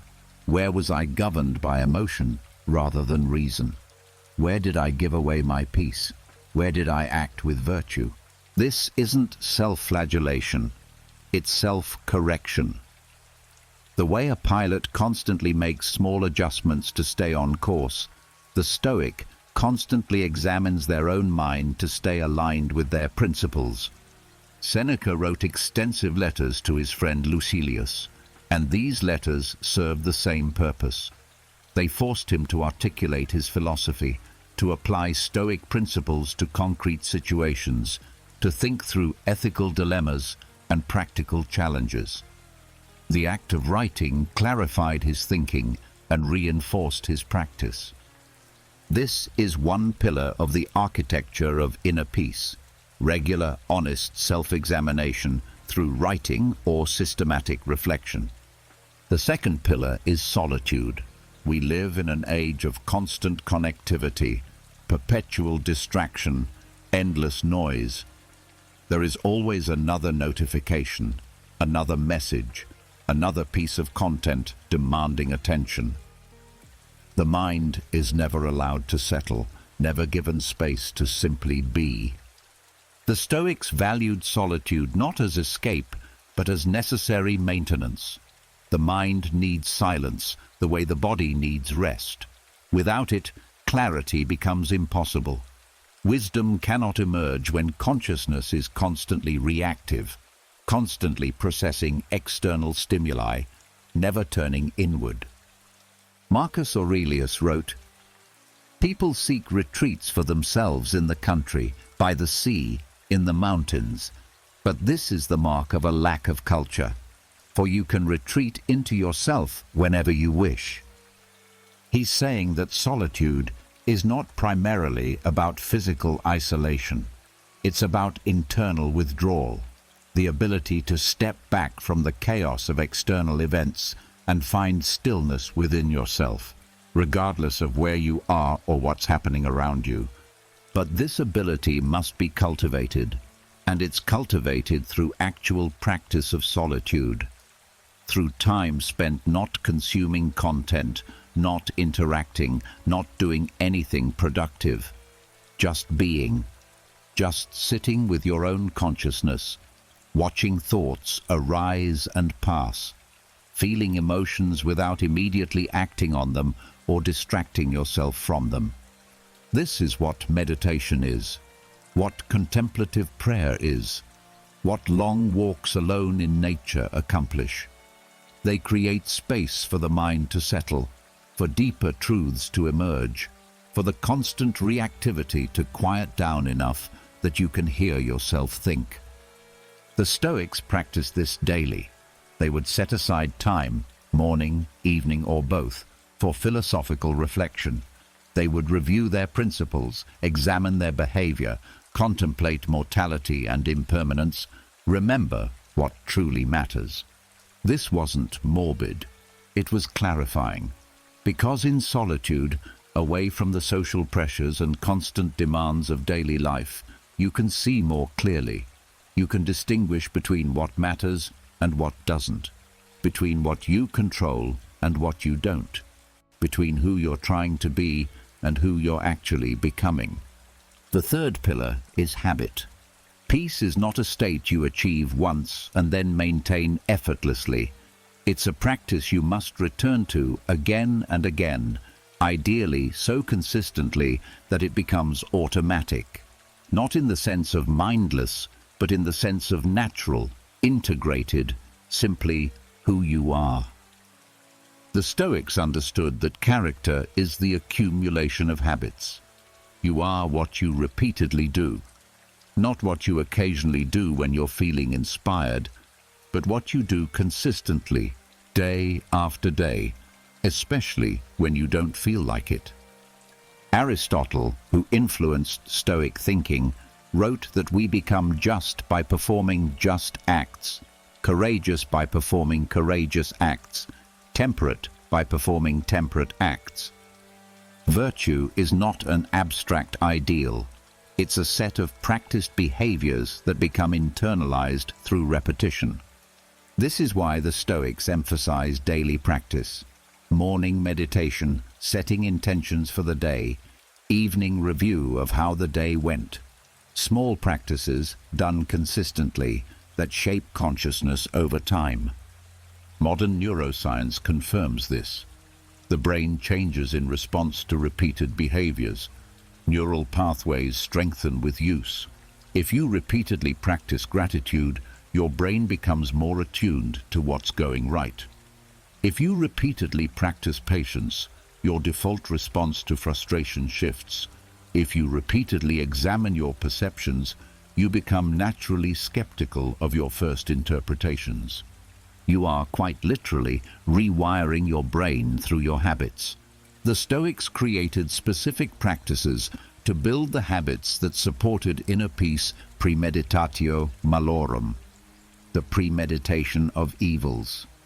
Each morning, they would imagine what could go wrong that day. Not to be pessimistic, but to be prepared. They would imagine difficult people, frustrating situations, things not going according to plan, and they would rehearse their response. If this happens, I will remain calm. I will remember that this is outside my control. I will respond with patience and wisdom. This practice inoculates you against the shock of difficulty.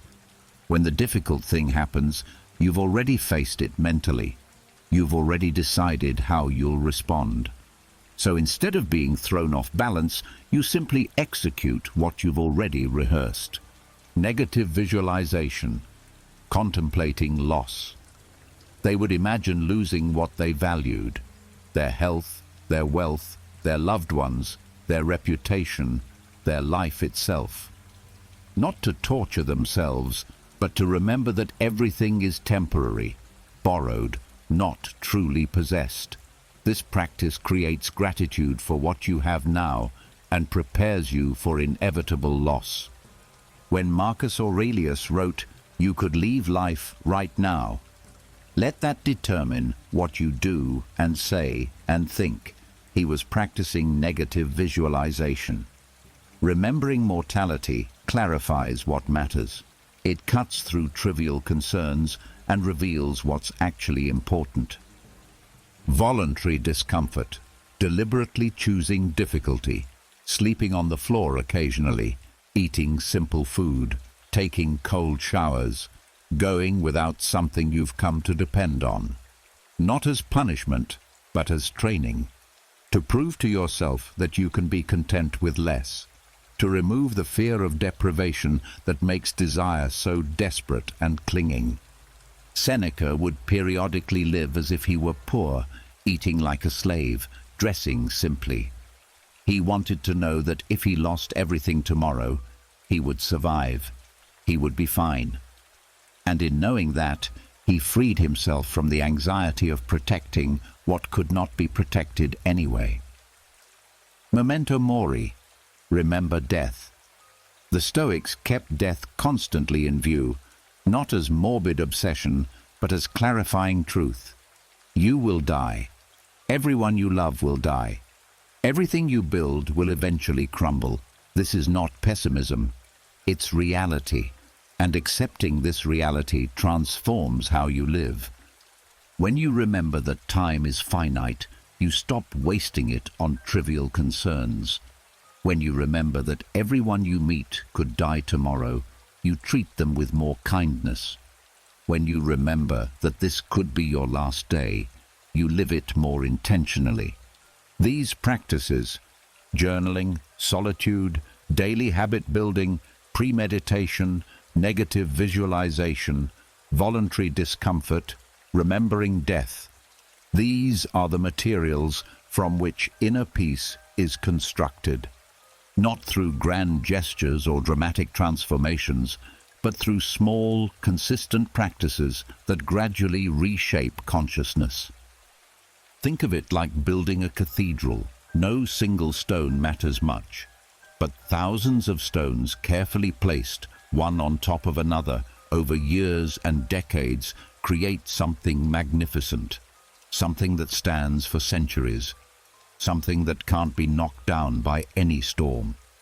This is what the Stoics were doing with their daily practices, building a cathedral of consciousness, creating an internal architecture strong enough to weather anything. Modern mental health understanding increasingly recognizes what the Stoics knew. Sustained well-being comes from practice, not from circumstances. Cognitive behavioral therapy is essentially structured, Stoic practice, examining thoughts, questioning interpretations, deliberately choosing different responses. Mindfulness meditation is Stoic attention training. Gratitude practices are Stoic appreciation exercises. The therapeutic community has rediscovered what the Stoics taught. You can systematically train your mind toward peace, resilience, and clarity, not by waiting for the right circumstances, but by building the right habits. This is empowering because it means your peace doesn't depend on the world cooperating with your preferences. It doesn't depend on other people behaving the way you want. It doesn't depend on circumstances being easy or fair or pleasant. It depends only on your commitment to practice, on your willingness to show up every day and do the work of examining your mind, questioning your perceptions, choosing your responses, aligning your actions with your values. Some days the practice will feel profound. You'll have insights that shift your entire perspective. Other days it will feel mechanical, like you're just going through the motions. This is normal. The practice works whether you feel inspired or not. What matters is consistency. What matters is the accumulation of small efforts over time. What matters is that you show up, even when, especially when, you don't feel like it. Because those are the days when the practice matters most. When you're tired, stressed, overwhelmed, and you still pause to examine your thoughts, still choose your response consciously, still align your actions with your principles. That's when you're building real strength. That's when you're forging unshakable character. The architecture of inner peace is not built once. It's maintained daily. Some days you're adding new elements. Other days you're just maintaining what's already there. And sometimes storms come and damage part of the structure, and you have to rebuild. This is not failure. This is the nature of the practice. The Stoics knew they would never be perfect. Marcus Aurelius, after decades of philosophical practice, still wrote reminders to himself, still caught himself reacting poorly, still had to recenter himself. The goal is not perfection. The goal is practice. The goal is returning again and again to the work of examining consciousness, questioning perception, choosing virtue, building character. And over time, something remarkable happens. The practices become part of you. The questioning becomes automatic. The pause before reacting becomes natural. The peace becomes more stable, more resilient, less dependent on external conditions. You haven't eliminated difficulty from your life, but you've built a fortress within yourself that difficulty cannot breach. You've created an internal architecture strong enough to weather any storm. This is what the Stoics meant by the citadel of the soul. A place nothing external can touch. A refuge that exists not in any physical location, but in the disciplined, practiced, examined consciousness itself. You build it with daily practice. You maintain it with constant vigilance. You strengthen it with every conscious choice. And once built, it cannot be taken from you. Not by circumstance, not by other people, not by loss or failure or death itself.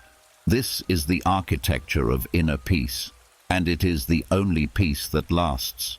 The first victory was recognizing you could pause.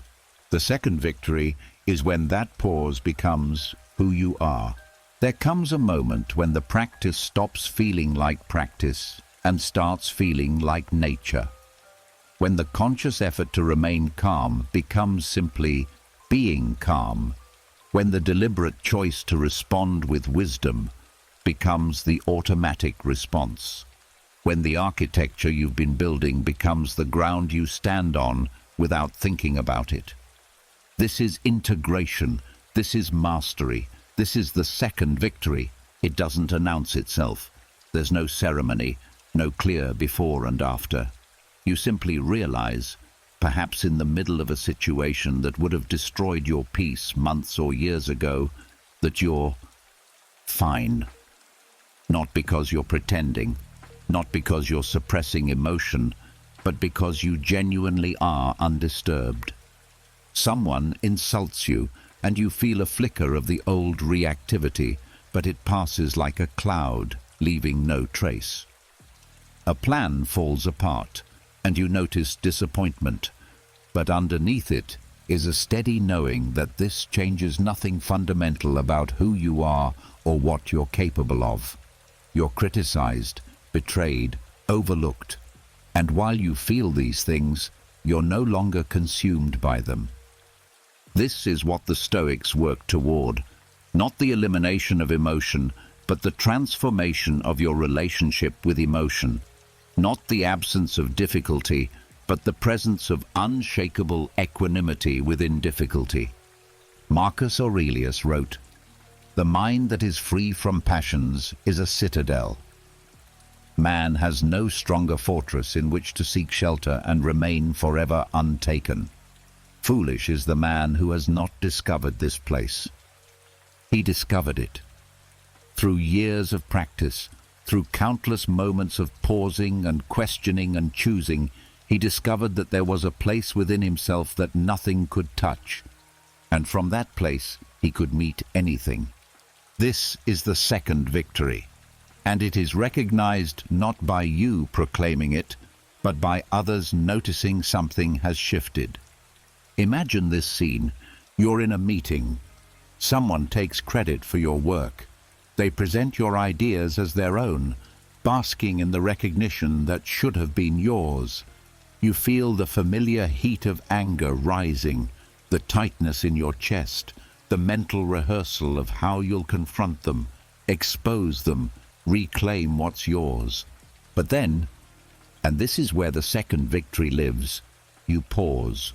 Not forcefully, not as a struggle, but naturally. And in that pause, you see clearly. This person is acting from insecurity.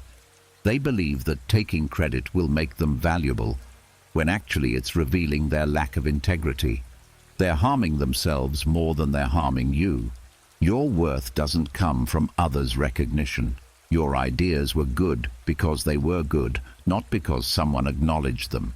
You can choose to correct the record calmly or let it go entirely, depending on what wisdom suggests, not what ego demands.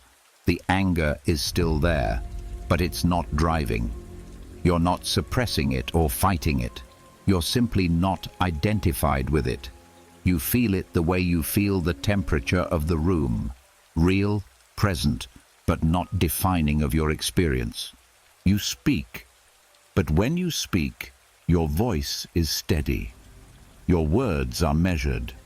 You're not attacking or defending. You're simply clarifying. Or perhaps you say nothing at all, recognizing that this moment matters far less than your peace does. And here's what's remarkable. People notice. The person who took credit expects confrontation. They're braced for your anger, ready to defend themselves or attack back. But you don't give them what they expect. Your calm disarms them. Your lack of reactivity creates confusion. They were ready for a fight, but you're not fighting. You're simply present, clear, unmoved. This is the power of the second victory. You've become someone who cannot be argued with because you're no longer arguing with yourself. Your internal civil war has ended, and without that war, there's nothing for external conflict to hook into. Others may still try to provoke you. They may raise their voices, make accusations, twist your words, but they're fighting air. You're not resisting them, which means there's nothing to push against. You're not defending yourself desperately, which means their attacks find no purchase. You can acknowledge their perspective without adopting it. You can hear their anger without becoming angry. You can recognize their pain without taking responsibility for it. You can stand firm in your boundaries without aggression. You can be completely present to what's happening without being swept away by it. This is what people mean when they say, "Nobody argues with someone who thinks like this." It's not that you refuse to engage. It's that you engage from a place so grounded, so clear, so unshakable that argument becomes impossible. There's no reactivity to fuel the fire. There's no ego desperately defending itself. There's just presence, clarity, and an almost tangible peace. Epictetus told his students, "If you wish to be free, desire nothing and no one which depends upon others, else you must necessarily be a slave." The second victory is realizing you've internalized this teaching. You still want things, good relationships, meaningful work, health, comfort. But you don't need them in the way you once did. Your fundamental okayness doesn't depend on having them. You can pursue them without clinging. You can lose them without being destroyed. This creates a kind of invulnerability. Not because nothing can hurt you, but because nothing can touch what's essential in you. The citadel Marcus Aurelius wrote about is fully built. The fortress stands, and from within it, you can face anything. Viktor Frankl emerged from the concentration camps with this quality. People who met him after described a man who radiated peace despite having endured hell. He could speak about the camps without bitterness, could analyze the psychology of suffering without being consumed by his own, could find meaning in the meaningless. This wasn't denial. He acknowledged the horror fully. But he had discovered something the horror couldn't take: his freedom to choose his response, his ability to find meaning, his fundamental human dignity. And having discovered it in the worst conditions imaginable, he knew it was unassailable. This is the second victory at its most profound. When you've tested your philosophy in fire and found it solid. When you've faced the worst and discovered that the worst cannot actually destroy what matters most. For most people, the test won't be as extreme as Frankl's, but the principle remains. The second victory is when the practice has transformed from something you do into something you are. You no longer think, "I should pause before reacting." You simply pause. You no longer remind yourself, "This is outside my control." You simply recognize it and release it. You no longer force yourself to choose the wise response. Wisdom has become your natural inclination. This doesn't mean you're perfect. The Stoics never claimed perfection. Marcus Aurelius, decades into his practice, still wrote daily reminders to himself, still caught himself reacting poorly, still had to recenter. But the center itself was solid, and returning to it was natural, not forced. Like a ship with a true keel that rights itself automatically after being tipped by waves. The second victory is subtle. Others may notice it before you do. They'll comment that you seem different, calmer, more present, less reactive. They may not be able to articulate exactly what's changed, but they feel it. The quality of your presence has shifted. You're no longer radiating the subtle anxiety of someone who needs the world to be a certain way. You're no longer emanating the tension of someone constantly defending their ego. You're not performing peace or faking calm. You've become it. And paradoxically, this is when you become most effective in the world. Not because you're trying harder, but because you're no longer fighting yourself.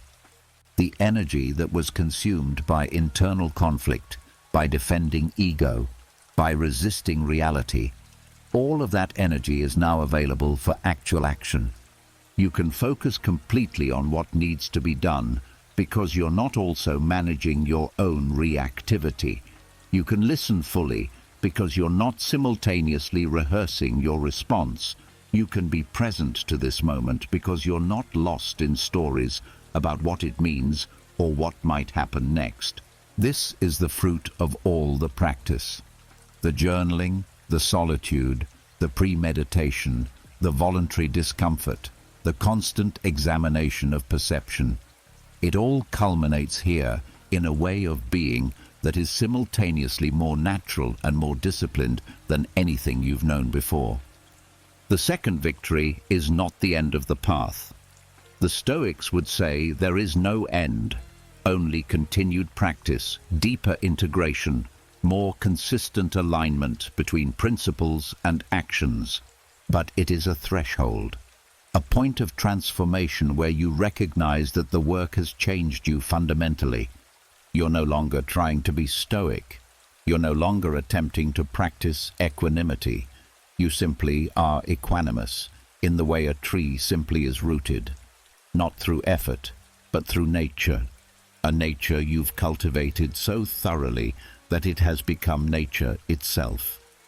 And from this place, you move through the world differently, lighter, freer, unshaken by what would once have destroyed your peace, present to both joy and sorrow without clinging to one or resisting the other, meeting each moment as it is, responding with wisdom, and then releasing it completely. This is the second victory, and it is yours, waiting in the practice, built day by day, choice by choice, pause by pause, until suddenly it's not something you're building anymore. It's simply who you've become. There is a power that doesn't announce itself, a strength that has nothing to prove, a wisdom that feels no need to convince anyone of anything. This is the power of the mature Stoic, and it is almost invisible because it operates on a frequency most people aren't tuned to receive.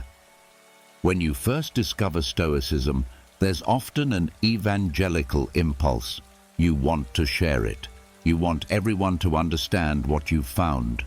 You see people suffering needlessly, reacting destructively, enslaved by their own emotions, and you want to help them see. You want to explain, to convince, to convert. This impulse is natural, but it is not wisdom.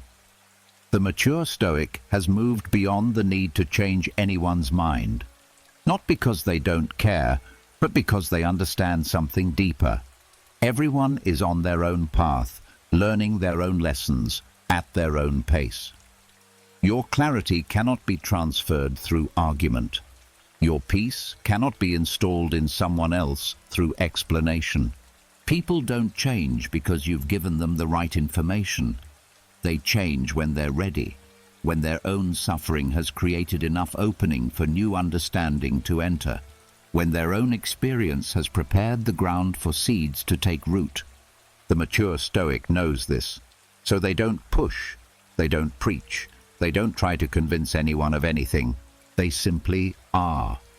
And in their being, in the quality of their presence, the steadiness of their responses, the peace that radiates from them without effort, they become a living demonstration of what's possible. Carl Jung wrote extensively about individuation, the process of becoming fully yourself, integrating all the disparate parts of your psyche into a coherent whole. This process, he said, was not about perfection, but about wholeness, not about eliminating the shadow, but about integrating it, not about transcending humanity, but about fully becoming human. The mature Stoic has undergone a similar process. They've integrated emotion and reason. They've made peace with their own contradictions. They've accepted their limitations while fully inhabiting their agency. They've stopped fighting themselves, and in that cessation of internal warfare, they've found a power that fighting could never produce. This is what Jung called the self, capital S, the integrated totality of consciousness, the center that holds everything together without strain. It's what the Stoics called the hegemonikon fully realized, the ruling center of consciousness fully established in its own nature. From this place, there is no need to prove anything. The mature Stoic doesn't need to demonstrate their equanimity because they're not performing it. They're embodying it. They don't need to win arguments because they're no longer arguing with reality. They don't need validation because their sense of worth comes from within, from alignment with their own principles, not from external recognition. This creates a presence that is both powerful and gentle, strong but not aggressive, clear but not harsh, certain but not rigid. People feel this.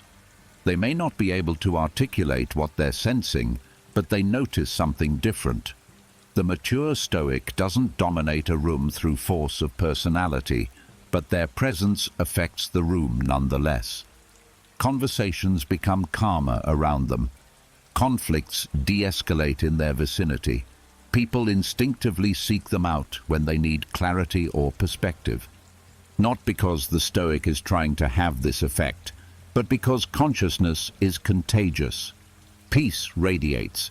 Agitation radiates. Whatever state you're in, you're broadcasting it constantly through subtle cues, through the quality of your attention, through the energy you bring to every interaction. The mature Stoic broadcasts stillness, and in a world of constant agitation, stillness is magnetic. Marcus Aurelius understood this.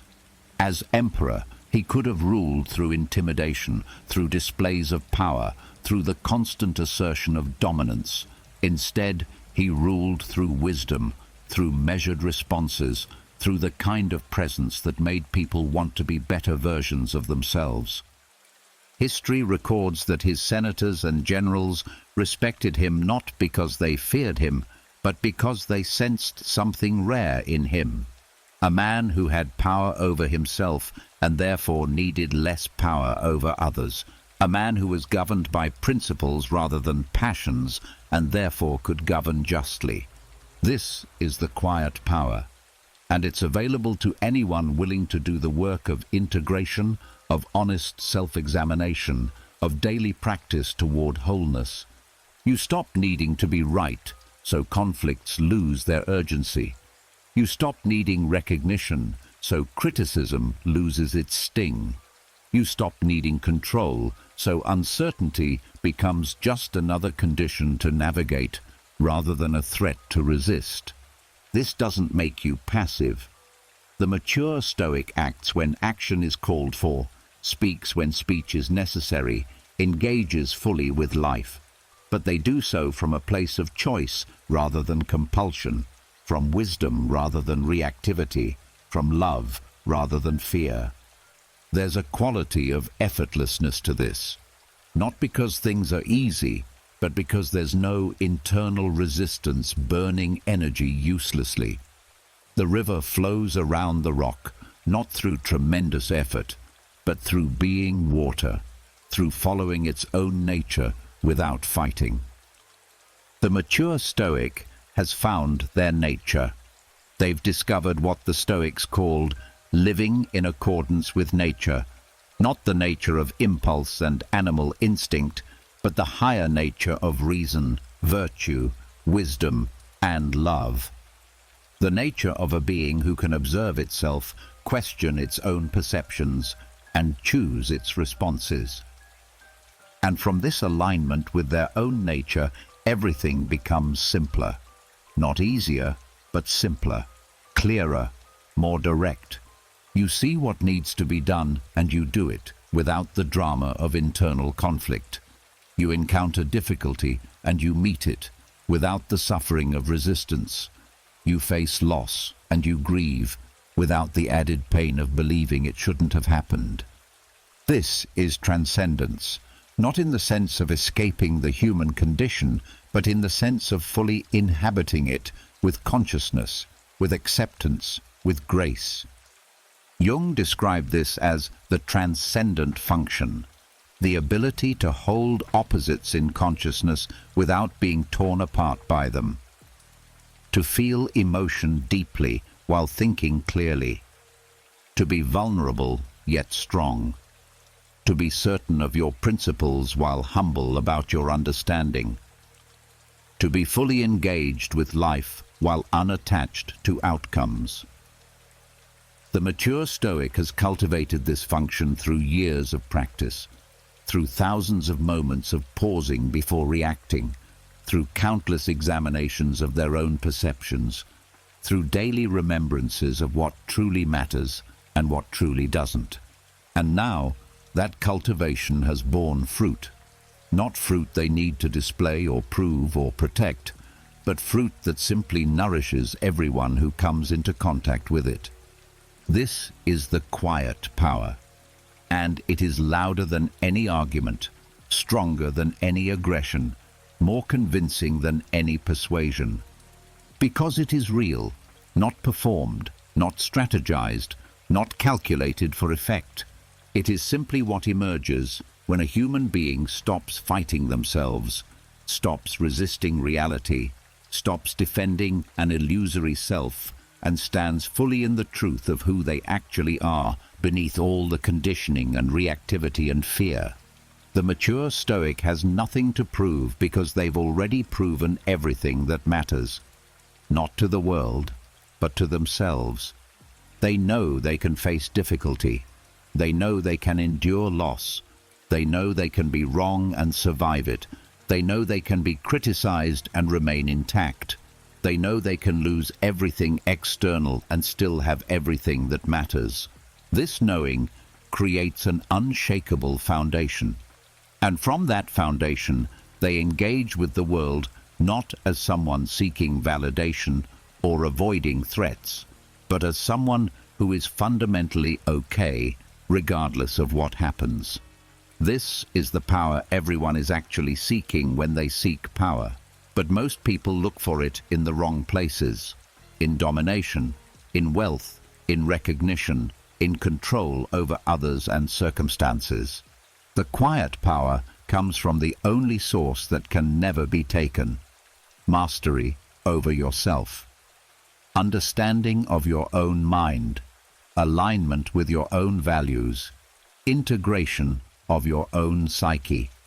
And once you have that, everything else is just details, important details perhaps, things to attend to and engage with, but details nonetheless, not the source of your worth, not the foundation of your peace, not the determinant of who you are. You are who you are in the stillness, in the space between thoughts, in the observer that watches everything arise and pass without clinging or resisting. And that cannot be argued with, cannot be defeated, cannot be taken.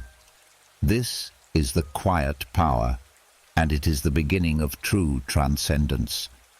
To become who you truly are, you must first die to who you think you are. This is perhaps the most terrifying and most liberating teaching in all of philosophy. The death of ego. Not the death of self, the death of the false self, the constructed identity, the story you've been telling yourself and defending and protecting and presenting to the world as if it were reality. The Stoics practiced this death daily. They called it memento mori. Remember death. Not as morbid obsession, not as depression or nihilism, but as the most clarifying practice available to human consciousness. When you remember that you will die, everything changes. The petty concerns reveal themselves as petty. The desperate grasping loosens. The constructed identity, all the roles you play, all the achievements you've accumulated, all the opinions you defend, all of it is seen for what it is, temporary, contingent, ultimately irrelevant.